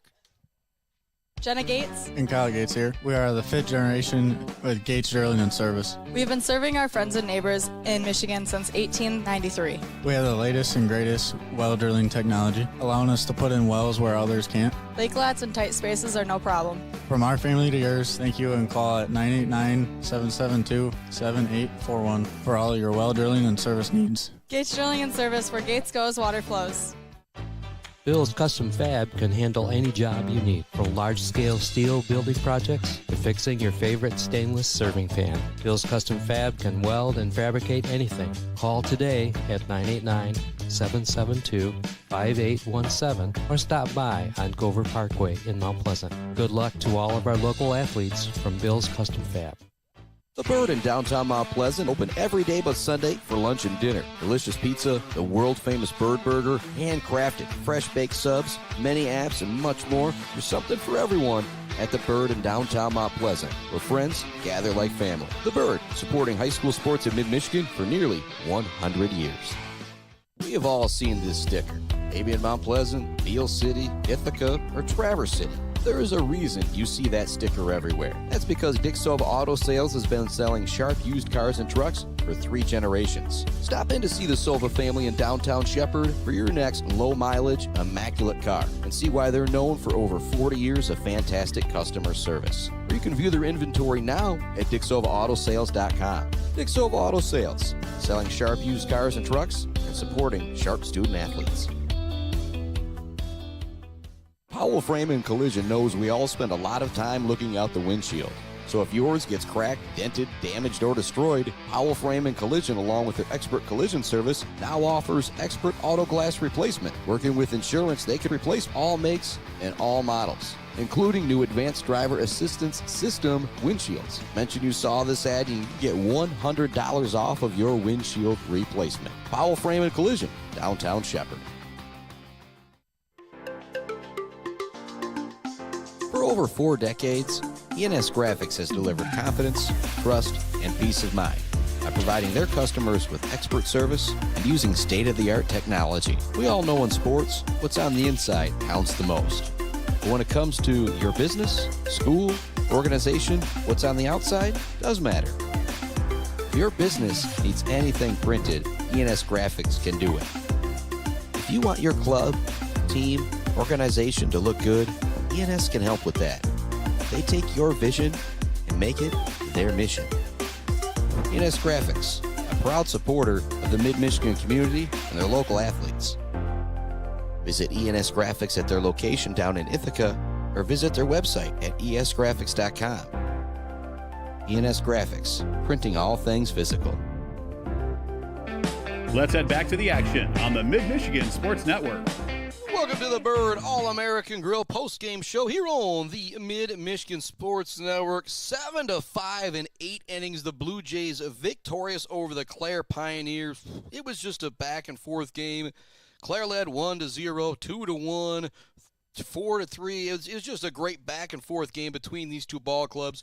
Shepherd finally went ahead in the, or did they go ahead in the 7th? Again, a back-and-forth game. Your boy's a little confused as this one went a ways. A lot of runners left on base as well. It was a fantastic job in the circle by Kylie Wyman and Madison Fritz from Clare and for Miss Lila Curtis for the Blue Jays. Again, you go look at some scores for these two teams at the end of the year, you're going to see a lot of double-digit numbers up there for a lot of games. And so to win it 7-5 in 8 innings is a great defensive performance from the Shepherd Blue Jays. You might think, pro baseball, pro softball or something like that. That's a lot of runs. Well, not in a game with this type of offense. Weber Brothers Sawmill Timber of the game. Got to start with Miss Kylie Wyman.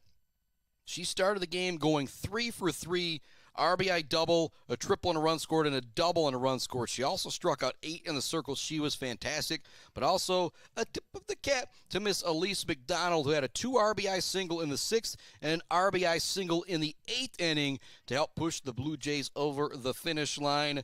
Our Bill's Custom fabrication of the game is actually kind of a couple plays that kind of meshed together that were a really big difference.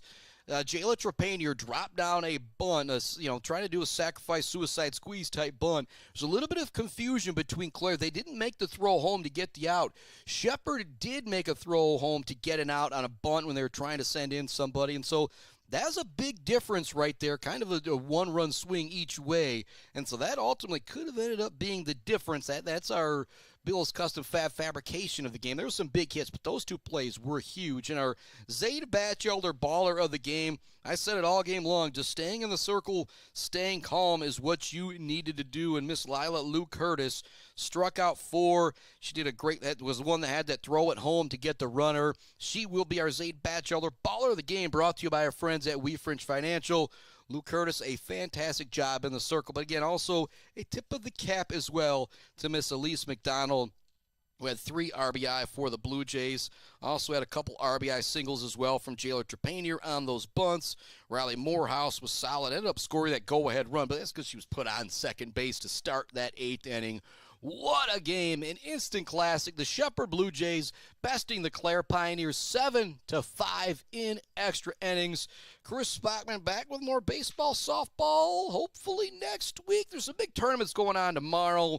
There's a slight chance I make it somewhere to possibly try and make a championship game if that is able to happen. But trying to put out that schedule right now, it is a little bit difficult because the rain, well, we all know about the rain that's happened lately, and just a shout-out, thoughts and prayers going to those communities who are very, very affected by the flooding.